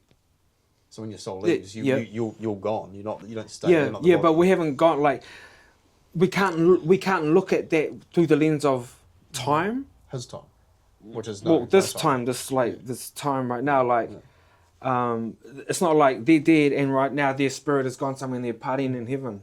No. It's because the life is a vapor. It's already done. It's already happened. It's so like I'm already dead, bro. Yeah. I'm already dead. And God. You're already dead. We're already dead. It's already happened. The frame is already done. It's already written on the wall. I am the beginning, the end, the beginning and the end, the Alpha and Omega. You know what I mean? So like, is this making any sense? Yeah, I'm hearing. Did you get it, bro? I'm hearing. Yeah, it's just when you go to the Revelations though, like if you read it, you'll sort of see what I mean. Yeah. Which one? Or just read the whole thing, bro. When you get a chance. It's Yeah, where does it Revelations say though? You go to heaven when you die. near the far end. You go I to don't know the heaven exact numbers, when I'm you not die good with because stuff yet. because you do like if you're an elect believer or an elect person, whatever, predestined. When you do die, yes, you do go to heaven, but not in our time frame of life. Yeah. When you die and go to heaven, everyone does. Is Jesus It's in already heaven time over. as his human self, or is he of his spirit? Pardon? Is Jesus in heaven as his human self, or as his spirit? Yeah. Well, wouldn't be human. No. No, he is. So he's actually in his body that he was given as a man, like here on earth, and that's why you still have your stigmata. So when he comes and sees, you still see it. Well, we showed that to all the witnesses. He Yeah, showed us, yeah. And then he left. Yeah. That he's in that. He's exactly how they remember and seen him. So So where's heaven right now then? yeah. So if we see Jesus, if Jesus came in here right now, he would have stigmata. Yeah. Well, he would have his holes. Yes. Yeah, yeah. That's showing. So Because we know who he is, right? Because anyone come with long hair and a beard and say, I'm Jesus. That's the point of difference. Yeah, It's like the sacrifice. like and the doubting body. Thomas when he put his hand in the hole. Yeah. Yeah. Yeah. And he's like, well, okay, yeah, because he didn't believe. He's like, no, you're not. And he's like, no, I am. How would you know it's the real Jesus and not someone that's just going to put holes in their hands? I don't think they'd do that. Yeah, but no, there could be someone out there that's crazy enough. But here's another question for It's you. miracles. Yeah. Yeah. Okay, so you believe that heaven is the end place. Earth is. He renews Well, Earth. heaven on earth. But there's you know, heavens. yeah. There's levels of heavens. Yeah. And there's lots of religions and cultures around the world that believe in spirits and the in-between. So what's your guys' opinion on that? It's demonic. So you don't believe spirits, ghosts, No, you don't believe... No, it's leads you astray, bro. So they're real, but they're not of good. It's not of good. Like if you're going based on what the Bible says from what you've read, right, and then on me and the Revelations from what I've sort of gathered, based on what it says about we go to sleep or we go somewhere and we wait for judgment. Like you go to court and you sit in the pews and you wait for judgment until you be seen by the judge. It's sort of I don't go to sleep or whatever, right? It's hard. It's a tricky one. If you look at Revelations, you'll probably see, that's what he's probably meaning. Yeah. Once you get it, you go, okay. Yeah, I think I do know what you mean. Yeah, it's very confusing. They're like you'll be bought, you'll be renewed. Like everyone's like, oh, we come out of my grave, and it's like, nah, mate. No, yeah, bro, yeah. That's where I'm like, it says it right. But Yeah, cremation, right? Does it say? Yeah, does so it say anything about cremation? well, Doesn't. no, of course not. Yeah. It doesn't say anything about getting buried either, but it does say about graves. But anyway, well, cremation. What if someone's has been eaten by a wild animal? They're gonna turn into animal feces, right? That's their end goal is animal shit. You know, and so whatever cremation, however you die is gonna go. I don't know. It's the mystery, bro. It's the mystery. It's the resurrection. So do you come up back as your cremation? Like it's got to get out the ocean and you come back as Yeah, I don't. Yeah, like Science. God, like we like it's funny. It's you can't. But like the spirit, bro. Like And that goes back down to... That can't be so impossible to believe if you believe in Jesus' resurrection. That can't be impossible to believe if you believe in the creation of the universe. And I suppose that comes back down to your personal It's not interpretation even near of as it. amazing as creation of the universe. Asking and resurrected, there's like that. You know what I mean? I suppose that comes back down to your personal interpretation of it. Oh, most definitely. Yeah, There's yeah, the- But he's got a good point. The Bible actually says that, and it's like, well, then I get to my part where I've got read Revelations, and it's like, because that's a hard thing about the Bible as well, bro. Is that there's a lot of contradictions in it, but is there? Are we just reading it wrong? And that comes back down to interpretation, where you believe that, you know, something came back to life. Like, has that happened in the last 2,000 years, bro? Where something, you know, has died and a miracle has just come back to life. Bro. A lot of people. Like, it doesn't happen every day, though. So a it's lot not. of people have died and been clinically proven as dead at a funeral in that way, back alive. So NDEs, bro, like near-death experiences. That's why I go, okay, I don't think we sleep. I think it's a different meaning of sleep. Like the body, like for human concept, the body goes to sleep, but the soul goes. So if we have someone that dies, we can't see the spirit. Like we're not in that realm. Right? No. We're not going to heaven with them when they pass. We can't see that. So for our concept, when I think what he means when he says that we go to sleep, is that the body goes to sleep, and then when the judgment happens, we get brought without, because we recognise it as a body, right? We don't recognise it as a spirit. So I think that's what it really means how I read it, based on what he's reading on that. That's what I see it as, because there's no way that it's the body, the human concept of sleep is the body's dead, so the body's asleep, because the body is not real. Like we're not our body. We're the spirit inside, bro. Like inside the seed. We're not the body. So when the body, because the body dies, it goes back. That's what he says. The body goes back to dust. It's like sweet as, but I don't. My soul, I got put into this body, bro. I got put into the baby in my mother's womb. As soon as, and science have picked that up when a man has inseminated a woman, right, and then the sperm hits the egg. They actually recorded. There's a big flash of light. Hallelujah. That's when the soul's been given to that sperm, and boom, the whole life is designed. It's pretty incredible stuff. But I don't think, it's a human concept of that idea that I think the body goes asleep, and that's how we see them, and that's a very nice way to think of it as well. Is that they're just sleeping, they're asleep. Well, when I say that, I don't mean it like that. I just mean like. But if you look at NDEs, bro, this is why Who? What? NDEs, so near-death experiences. Okay? Oh, so yeah, there's a lot of yeah. people, especially a lot of atheists, like people that just refuse to believe in God, that now have given they've turned their whole life around. They believe in God. There's one guy called Ian McDonald, I believe. Go watch his story. Pretty incredible. Big sinner, smoker, drinker, didn't know anything about God, didn't care. Went jellyfish swimming somewhere in an island somewhere. Jellyfish, black box jellyfish, most poisonous animal in the world. He got stung multiple times. His friends went back. It was at night time. He was sort of slowly dying, and something said, "Get up, Ian, get up." He's like, "What? Who's that? What do you help me out? Help me out. What do you do? Help me. Get up, keep going." He's like, "What? What's going on? What the heck's going on?" And if you go, so you can YouTube this guy. It's an absolutely incredible story. This guy basically had seen his death and stuff like that. So then and came back. A lot of people have had that. There's one instance that I've seen. I think it was a guy that died on the table, and he's like, "Oh, I came out of my body like I had a body experience. Like I see my own body, like I knew I was dead." But I sort of like, but then I also looked at like, "Oh, who's that?"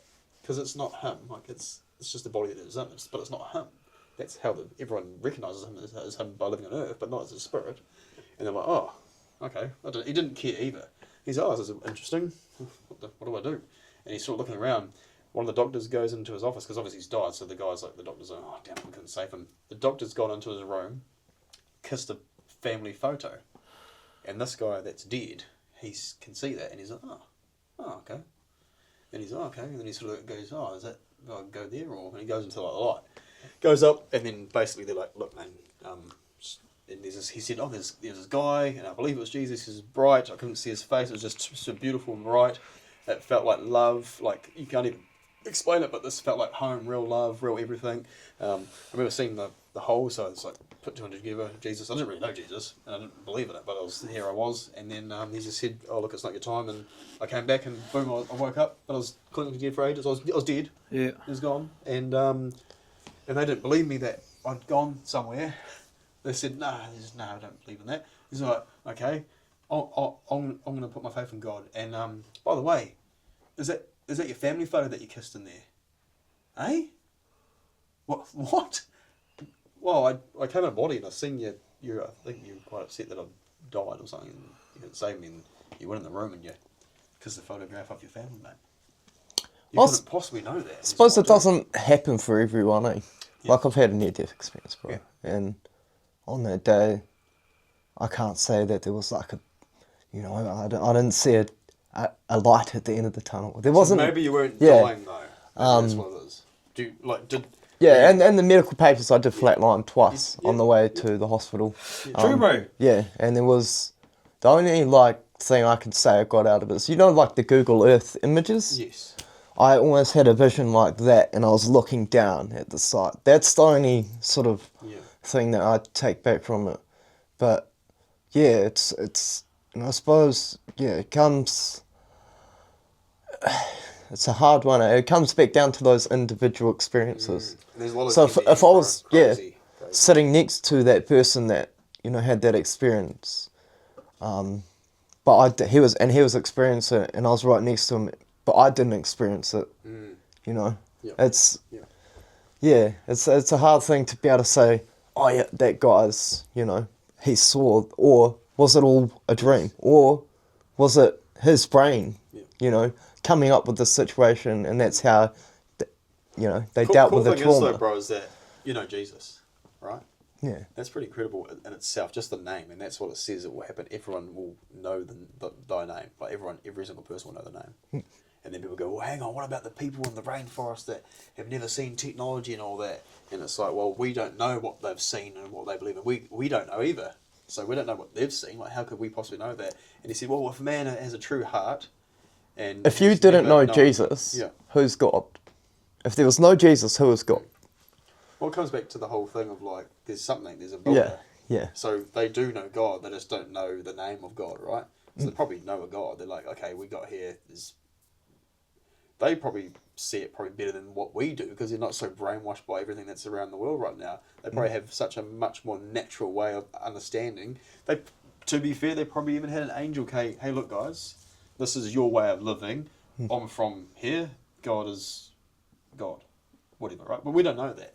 We don't access or go to those places because of the way that they live. We don't want to disrupt that, which is pretty interesting because we've disrupted every other way of the English to New Zealand Māori and whatever, right? And so on, so everywhere, or Australian, or Aboriginal. It's taken the world over, Yes, pretty much. right, yeah. Part of our tribe and our iwi, when they converted to Christianity, I don't. This is just my sort of what I've seen from research and my own individual sort of opinion is they converted because when all the missionaries came over and they were doing all their missions trying to convert all the Māoris, a lot of them converted. It was like when they signed the treaty, bro. Yeah. They converted because it was like the in thing, it's this new religion. They brought this new thing, and this is what they've lived by their whole lives. Look at their lives; their lives are really good, and that's why I think they tried to adopt that Christianity into, and it was almost a way to fit in and to please the colonizers at the time, to go with their way. The same as signing the treaty, bro. Similar thing, they wanted to just go influence, influence. Reward. Yes. Right? That's why I always go back to that whole free will thing. It's like, And there was another interesting question that came up the other day. I was talking to another friend of mine. Imagine if, like, Christianity, right, was replaced by another religion, and it was, say, just for instance, say it was Buddhism, and everyone around the world was a Buddhist. Would everyone look, at the same as it is now? It's, and I suppose it comes back to that question is, without Jesus, who's God? Before Jesus, who's God? Yeah. Well, they had that in the Old Testament, bro. They talked about a man that was going to come and basically sacrifice himself, be crucified and save the world. Do you believe Jesus is God? Yes. No, because wasn't God Jesus' father? So yes, no, so there's a thing called the Holy Trinity, bro. So you know how I have a spirit and I'm also Richie, here in my body. Like I have a body and I have a spirit and I have a soul. Yeah, it's like I have a brain and I have a heart. I have my brain thinks, my heart pumps the blood, and then my brain. It's all it's all connected. I'm a dad. I'm a brother. I'm a son. I'm a cousin. It's I'm like, a friend, so God came off the throne and became a human, but to become a human, he had to let go of certain aspects of his godhood. So if he didn't, he would be on earth as a mighty, omnipotent, powerful God, but he came as human form. And so he addressed, because it's not like him addressing himself, but it is, but it's from a human perspective. He's addressing God just like we are. But he also said a lot of times, and people, because it's both. He said, "I am." Yes. So many moments he said, "I am." So I and the Father are one. Yeah. So do you believe we are God? No. We are created in the image of God's perfection. Like He created us perfectly. But God is in us. Yes. Yeah, spirit. Most definitely. Soul. Yeah. Most definitely. In every atom. Absolutely. Yep. In every atom. Yep. 100%, bro.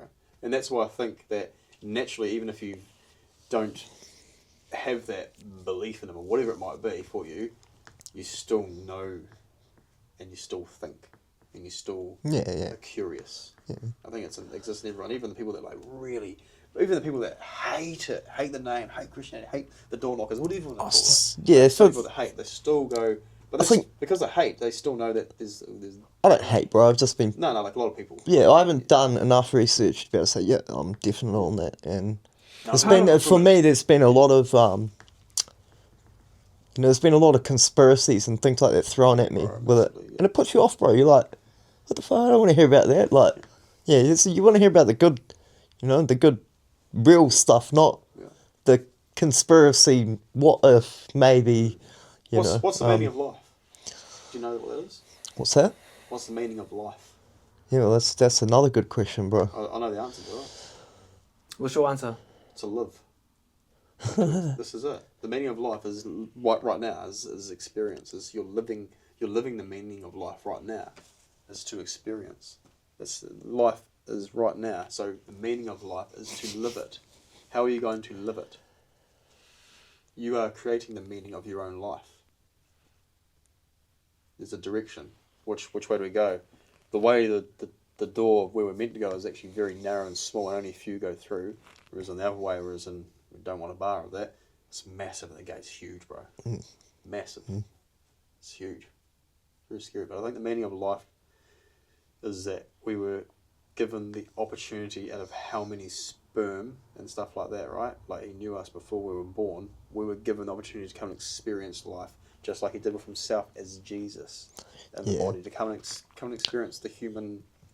I think it's so hard for me, bro, because science and they just cross so much. It's crazy how science is because science and religion, bro, they cross so much. Like you're saying, sperm, sperm, that's, it's a biological thing.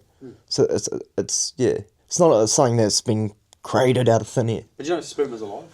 Yeah, it's same as a tree, bro. Not a clump of cells? You're talking about like reincarnation. There's certain places around the world, they believe that you're going to be reincarnated as an animal or as a piece of nature. You could be a tree, you can be, it depends on what you do in your life, depends on what your outcome is going to be and what you be reincarnated into.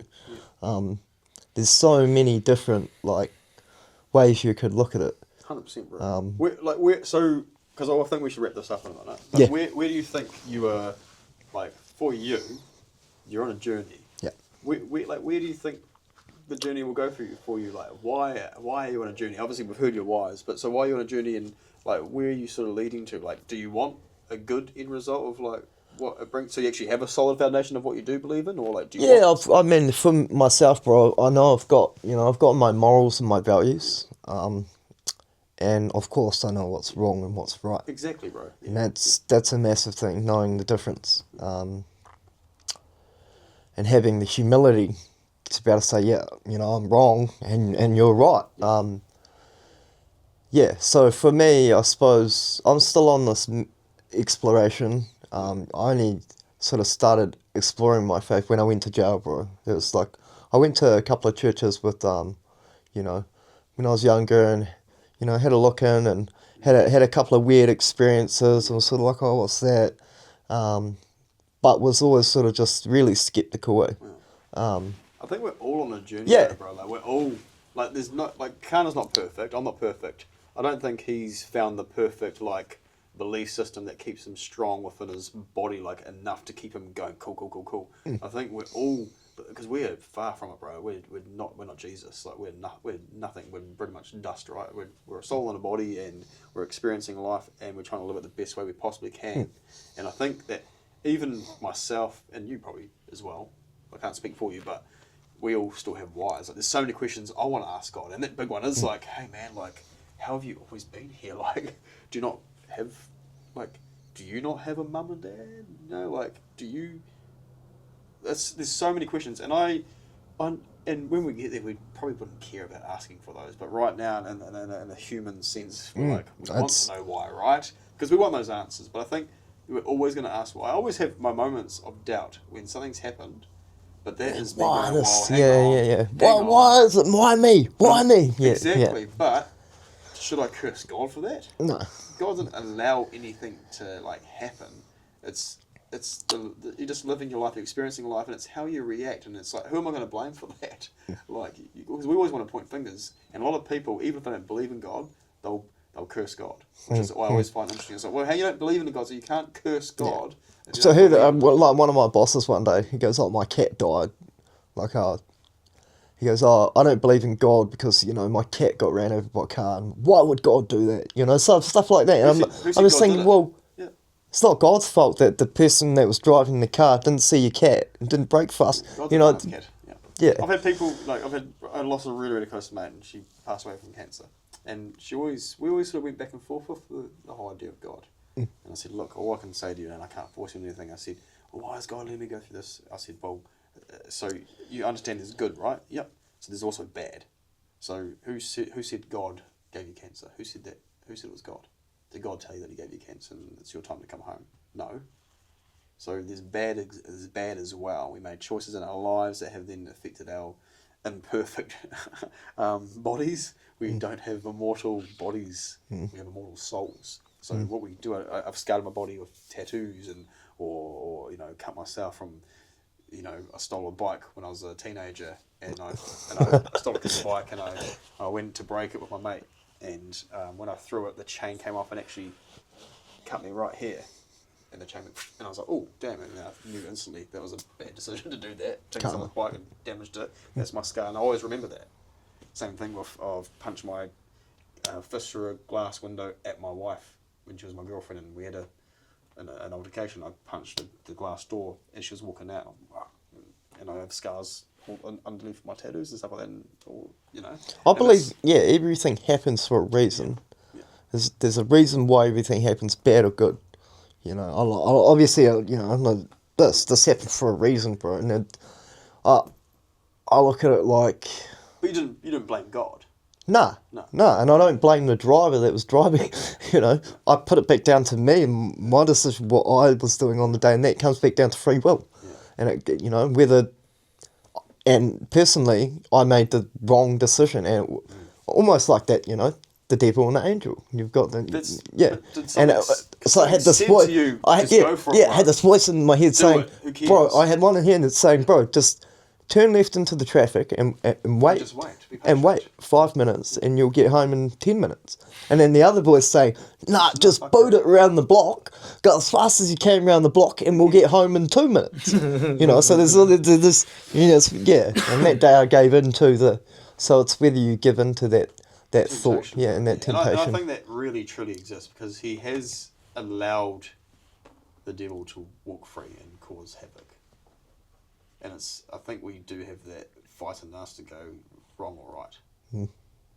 It's interesting as well though when you go to, if you've ever been to court, right? You put your hand on the Bible. Why? Why is it not a what do you call that? Quran. Why is it not a Quran? Why is it not something to do with Buddhism or whatever else? Why is it not that? Why is it a Bible? Is there somewhere, like, does someone know, yes, it's real? Like, does someone know more than what we do? Like, we just are based off, like, hey, we're going to read this book and believe it is real? Or do people out there that are very, very powerful know for a fact that it is real? And they're like, nah, you need to put your hand on it. I think so much people have got their beliefs in it, bro. Yeah. Right, if you went to a court and there was 1,000 people in that court, 999 of them believed in that book, and you were the only one that didn't, right? And they told you need to put your hand, you know, on the Bible. You did it anyway, and because you don't believe in it, you lied your ass off. Yeah. But there are religions that existed before Christianity, bro. That's Some of them don't exist anymore. No, because they died out. Here's another really interesting one for me, is even all the like a lot of non-believers I've known that have got to the end of life, got to, you know, whether it's illness or they're on their deathbed, bro. And even if they haven't been religious or they've dipped their feet in and out during their life, normally, well, actually all of the people that I've seen have always gone back to something at the end. Whether it's Jesus or it always seems like they need something at the end to be able to, you know, to put their beliefs into, that they're going to be able to go here in the end. And it's not just the end road. That's a really interesting one for me. You know, I've seen a couple of people that were on their deathbed with cancer and things like that. Weren't religious people their whole lives, never stepped foot in a church. And then, you know, that last week of their lives, the church is showing up and, you know, they're repenting and they're exactly. Yeah. And So that's one thing I find really and guess interesting. what? You're allowed to do that as well. Yeah. You're allowed to do that if you wholeheartedly, truly believe in that. It's not just like, oh, damn it, I'm about to die, I better do it now, quick. No. That's that curiosity. Because if it drew them to that, then their whole life they've probably thought about that. Yeah, anyway, they've got that So itch in the back of their head. There's no way. And to be fair, though, I'll be straight up with you. I've seen some cases that nurses have spoke of where people still no, I don't believe in that. I don't believe in that. I don't want anything to do with that. No. And they sit there in their last dying moments, screaming, saying, "They're gonna get me. They're coming here. They're coming there." They said it is the most terrifying thing you'll ever see someone go through in their last minute. Is they're seeing something that's not there, and it is horrific what they're describing. It's not something that you. Yeah, like Anton LaVey, like him. You know Anton LaVey? No, I don't know. He's seen the founder of the Satanic Church. Yeah. Oh, isn't he believing out though? Isn't he? He's changed his ways, hasn't he? He died on his deathbed. He said he freaked out. Oh, maybe I think of something. And Something said else. something. There's no one I've seen. He's recently gone like full on Satanism. He's like, oh no, I'm wrong. It's yep, I believe God now. Like something happened. Yeah, something happened, bro. But yeah, like for you, kind of like obviously, Victor's on a journey, and it's awesome, bro. That's an awesome start, bro. And I always, bro, I believe somewhere in the Bible, I don't know exactly where, but it says like, because obviously my wife, I don't know if she's offended or she just says she doesn't know or she does know or whatever it is. I don't know what it is, but on me, I believe in Jesus Christ as the final piece, right? I believe in that 100%, all of my heart, and I think about it all the time. I believe that on behalf of my wife as well. So I'll take my wife with me. My wife, because when we married, we are one. So because I believe in God, it's automatic for her. It's we are one.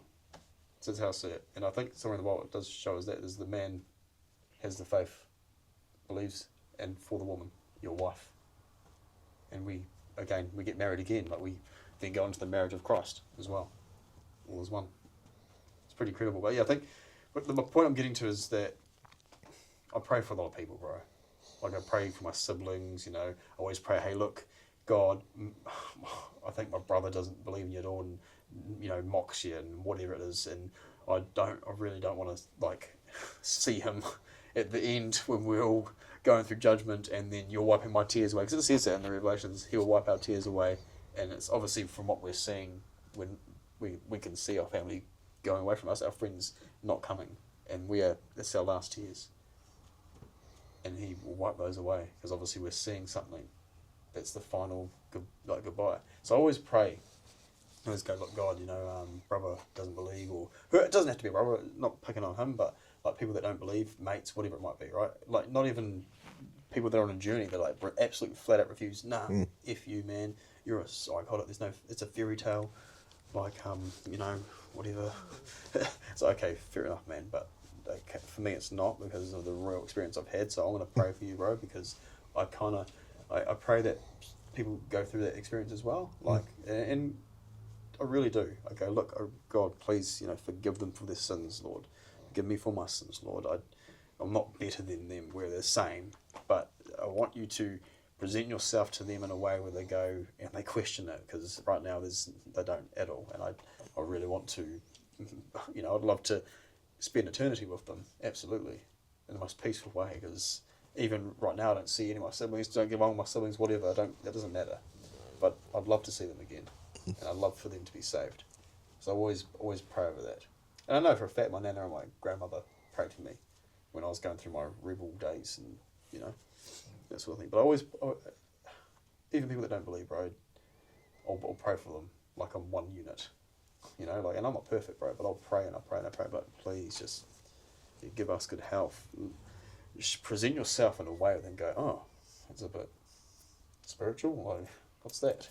It makes them question. And I think, and I pray that happens to a lot of people that are, whether they're sitting on the fence, whatever it is. I really do. And that's my journey, bro, is like, my journey for me is like, because we're all on a journey. My journey is, it's never going to be perfect. And it's never going to be a perfect relationship with God or whatever.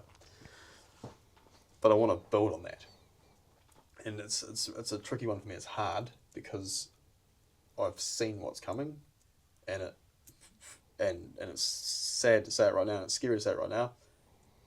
Hand on my heart and my faith in God, it is happening right now around the world.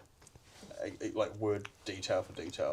Yeah, It's scary. I heard that 4 years ago in the church, bro. That's But what I mean. but it End is, times bro. and Revelation, and But it is. That's the thing. It doesn't have like people are like, oh, it's the end of the world. Yeah. Yeah, it has been. It's been the end of the world for a long time. It's Yeah. a long tribulation. I bro. think It's the end of the massive. world, bro, is gonna last forever.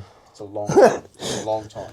Like the Because floods. again, the end of the world, like God, there's no time concept, right? For God. No, that's So the what I end of the mean. world's already happened for him. It's gonna last forever, bro. But The for end of the us, world. time is like so long, bro. Like we're like, ugh. And at the same time, we're saying, oh, man, life's short. And so, well, hang on, we're complaining how long of a day it was. And we're saying that life's short. It was a bloody long day today, wasn't it? You know, like it's insane. What about you, bro? Like for me, just strengthen my relationship. I don't want to go out there and save people. That's not my job, you know. Like, but I feel like me being so open about it, it can inspire people to go, oh, why? But why? Like, you've lived a pretty mental life, bro. Like, you're drugs, alcoholic, you're a big sinner, angry man. Like, I've got a lot of anger in my... Like, I had someone stare at me the other day when I got my car. I went and bought myself a V&E drink. This guy just eyed me out when I was walking to Derry. He was somewhere in Hornby here. And he just kept eyeing me out. And I was like... And I really wanted to take my sunglasses off and be like, boy, what are you looking at, you fucking dickhead? What are you looking at? And I was like, man, and I just keep eyeing him out. And I was like, waiting for something. Then I was like, oh... What am I doing? And I walked into Derry and I was like, man, I'm an angry man. Like, Yeah. But I've been through a lot of pain, bro, as well. Been through a lot of pain, a lot of loss of mates, and that's another story, and a lot of suicide stuff and things like that. And it's sat with me, and it eats me, bro. It eats me. So my goal is to try and cleanse that by following more of this and going, look, man, can you help me out here? I really need that cleansing because I'm an angry man, bro. Like, I go to my work and I'm a professional fella. If anyone at my job ever like see me on a bad day and piss me off, they would be absolutely terrified of me, frightened. But it's my job. I can't do that. So I got to be professional. But it's like, man, I think the same thing. My family, like my wife can go, oh no, you're too much. This is too much. I'm going to leave you. So it's like, man. So I'm trying. I'm really trying. And we're only human at the end of the day. But You can't speak down. I'm trying. I suppose, you know, I've heard pastors of church say this, bro. You can pray all you want, but you're still got to do the work yourself. Yeah. And that's a massive one. Yeah. You know, you can ask for everything under the sun, but unless you do Gotta that, put on the mahi, eh, bro? yeah, and that comes back to internal, internal and external. So like what's inside you and what you put out. Yeah. So like that guy staring at you, bro. Yes, bro. I had a similar thing happen a couple of months ago. I was at the hospital, had the most worstest day ever, and I was driving home from the hospital, and I went in to go pay for some gas, and there's a couple of service station owners, typical service station owners standing there, and I went in and paid for my gas, and then walked back out, and went to go jump back in my car and drive off, and he comes and stops me, he goes, you haven't paid, and bro, I just lost it. I actually lost it, eh? Yeah. I was like, what? Like, It's like, man, we had this you just rage- saw me walk past you and then walk, like, It's crazy. yeah, This but rage just, in us, bro. yeah, and I just snapped, and then afterwards, I was like, okay, you know, what was that about? what set me off, and it was, the fact of me not being able to control that emotion at the time, and being like, you know, and human, bro, exactly. It's crazy, Yeah. Crazy, man. We're extremely lucky though that we get to sit here right now on this earth, bro. Every morning I wake up, bro. Do you know I go to sleep and I think I'm not going to wake up tomorrow? I'm going to die. I'm going to miss my kids, man. Wow. Every night I think about that, and I don't sleep, bro. It's scary, bro. And I wake up, wife snoring away, dog snoring away, kids are peaceful in the bed, and I wake up at that sort of 2 o'clock, 3 o'clock, and I'm like, oh, it's the watchman hour. Oh, I guess I'll be not sleeping for quite a few hours and sitting up and make sure everything's good. Sometimes I'll walk into the lounge and turn the kitchen light on, have a vitamin C, drink of water, sort of stare at nothing, just think. Go back to bed, restless. We'll go into the girls' room, sleeping. I'll tuck them back in again. Cool, nice and warm. Make sure you're warm. Make sure the heat pump's on. There's a cat inside. Oh man, what's work going to be like tomorrow? Oh man, this world's crazy. I'm going to wake up to some brand new news tomorrow, like someone's been shot or there's been a murder or it's in the way the world is, it's like crazy. Crazy, bro. Yeah, and then I wake up and I'm like, so many people didn't wake up today. Millions of people did not wake up today, and I'm so damn grateful that I woke up today. I knew I would because you're kind of showing me where I'm going to be when this all unravels. But it's like, and then but then I go, oh, am I? You know, like, am I going to wake up tomorrow? Every time I'm sick, bro, I'm like, man, I'm dying. I am. It's crazy, bro. This stuff because I've seen so much in my life, bro. Like a lot of death. Like I've been surrounded by so much death. The wife said to me, she's like, it's so unfair how much death you've been around, and I've been around a lot, bro. A lot. You know, Sucks, eh? Sucks, man. And it sits inside. Like I want to tell that story one day, and I will. It's another story, but yeah, it's when the mate ended his life. I was talking to him the whole way up, and then he sent me a picture of his rope and said, "Oh, you think I'm bluffing?" And then he hung himself from it. Yeah. Damn. Yeah, I've got the chat is still on here, and the picture's still on there. Yeah. And I can't let go of it, bro. It's attached to it. Yeah, that's right. The picture there, bro. The exact rope that he hung himself. I suppose that's like growing up with a lot of death, bro. It's it always gives you, when something like that happens, and especially if it's someone that's so like bright and filled with life, or someone that they gave so much in life, it always makes you question. Yeah, bro. Why? What was the purpose in that? Yeah. Some people, but there's always. I always look at it. Okay, there's always a lesson in it. There's always a lesson in it to be learned. Yeah. As tragic as some deaths can be, yeah. Through suffering, there is blessing. Yeah. So where are you going, bro? Like, with your belief, like where are you going? Like, what's the goal of your? You have a mission. We are, as believers, to have one mission, and is to spread the gospel. I do it in my weak ways, however I can. I've done it wrong. I've done it right.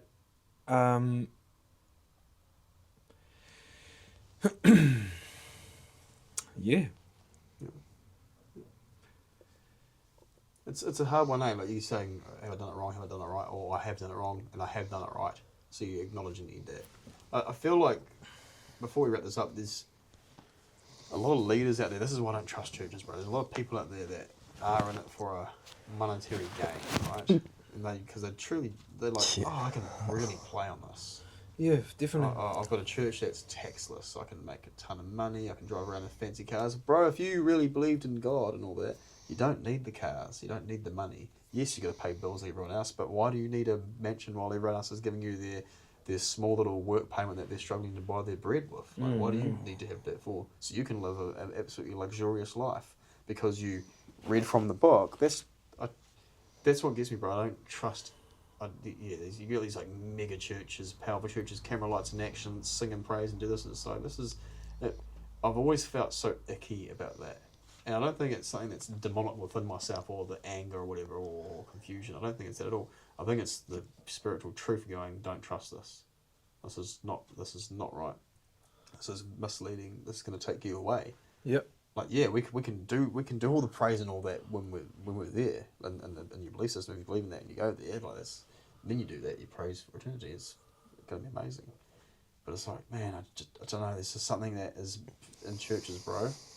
And we know like there's some innocent, good people out there that are preaching it the right way, but there's this massive monetary gain. Yeah, some churches there are. Bro, it's massive, bro. Can we not just get together like this? This is church right here. Yeah, bro. Yeah. That's what I'm saying. Like, why do you have to go to a building and give money? Can I have $5? Church. $10. I'll go just have a laugh, maybe $10 from that podcast. Church So I isn't- tithe on the street, bro. I don't tithe in church when I go to church. I just tithe on the street. Yeah. You get what I mean? Yeah. Yeah, But cool. I just church, bro, for me, nah, man. See, that's the type of my time, brother. Yep. My time's valuable. Yep. It's not directly about money Yeah. at all. I couldn't afford the money, bro, but I could afford time. Time's more valuable than money at the end of the day. I like giving away $1 million notes though. That's fun. Yeah, bro. But it's just crazy, bro. Like, I just see all these, like, and there's not just one of them. Like, there's so many. And I'm going to call them. I'll call them false prophets. Personally, is what I think they are. Yeah. And I think a lot of people Yeah, well, Eddie Long, he's connected to. He's an example of Destiny's Church. You know. So there's another charismatic prosperity teacher, and yeah, it's. But like, you do want to go to the nucleus of it, don't you? Well, it comes back And it comes back to cults, really, at the end of the day, and pyramid schemes. You got your person who's at the top, and you've got all the followers, and it all goes up the ladder.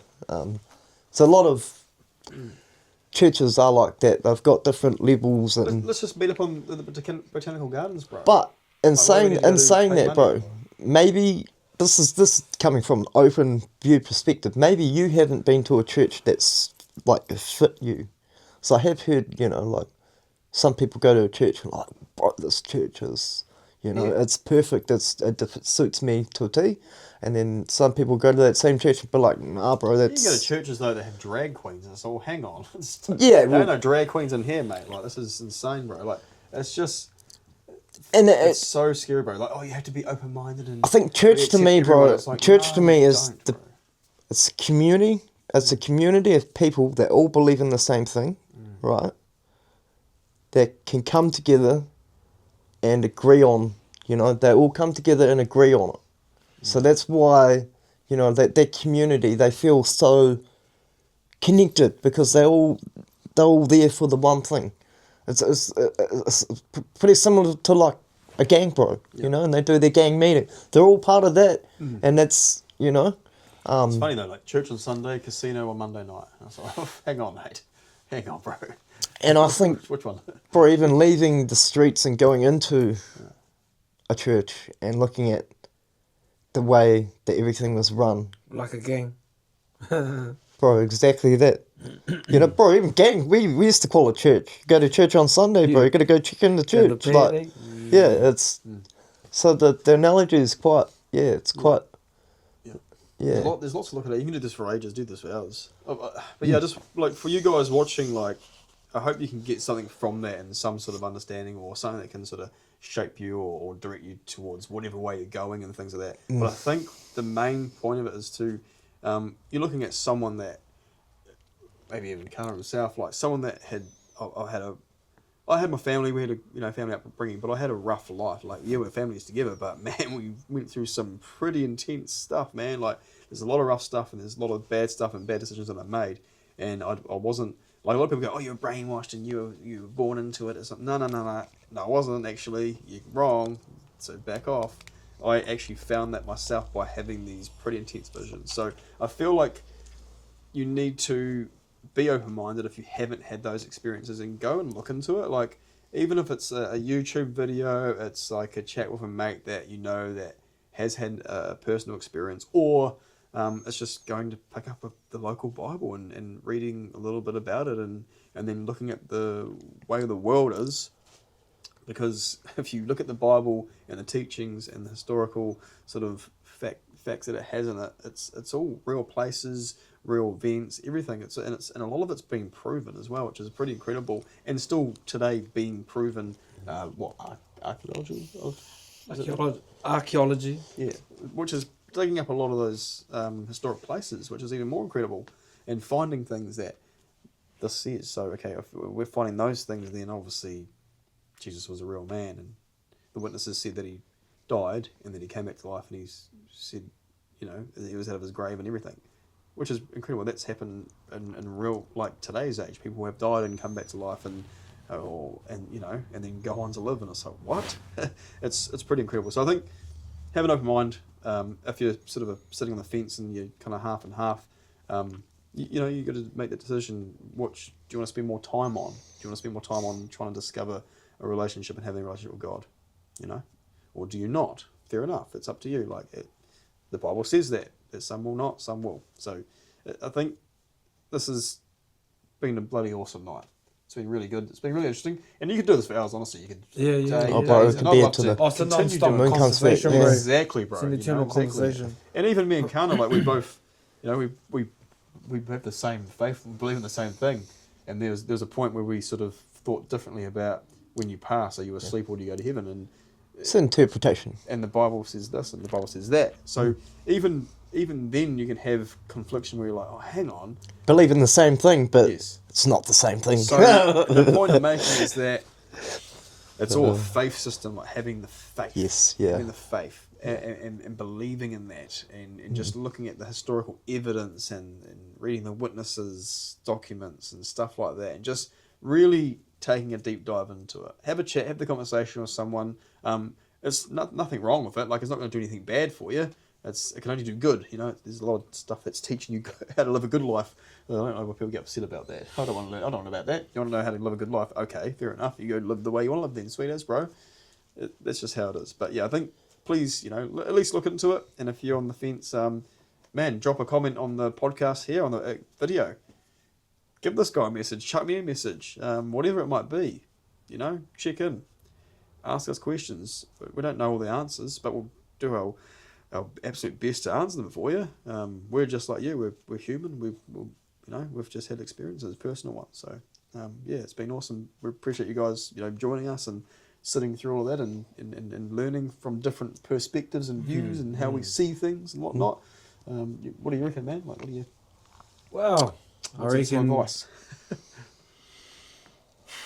Yeah, I reckon the truth will unfold in time, won't it? Yes. And all opinions and lies will be destroyed. And until then, find your truth, because how many Jesus are there, bro? There's either one or millions, eh? So find your one, find the narrow road. Yeah. And all I can do is give you peace. I can, bro. I can.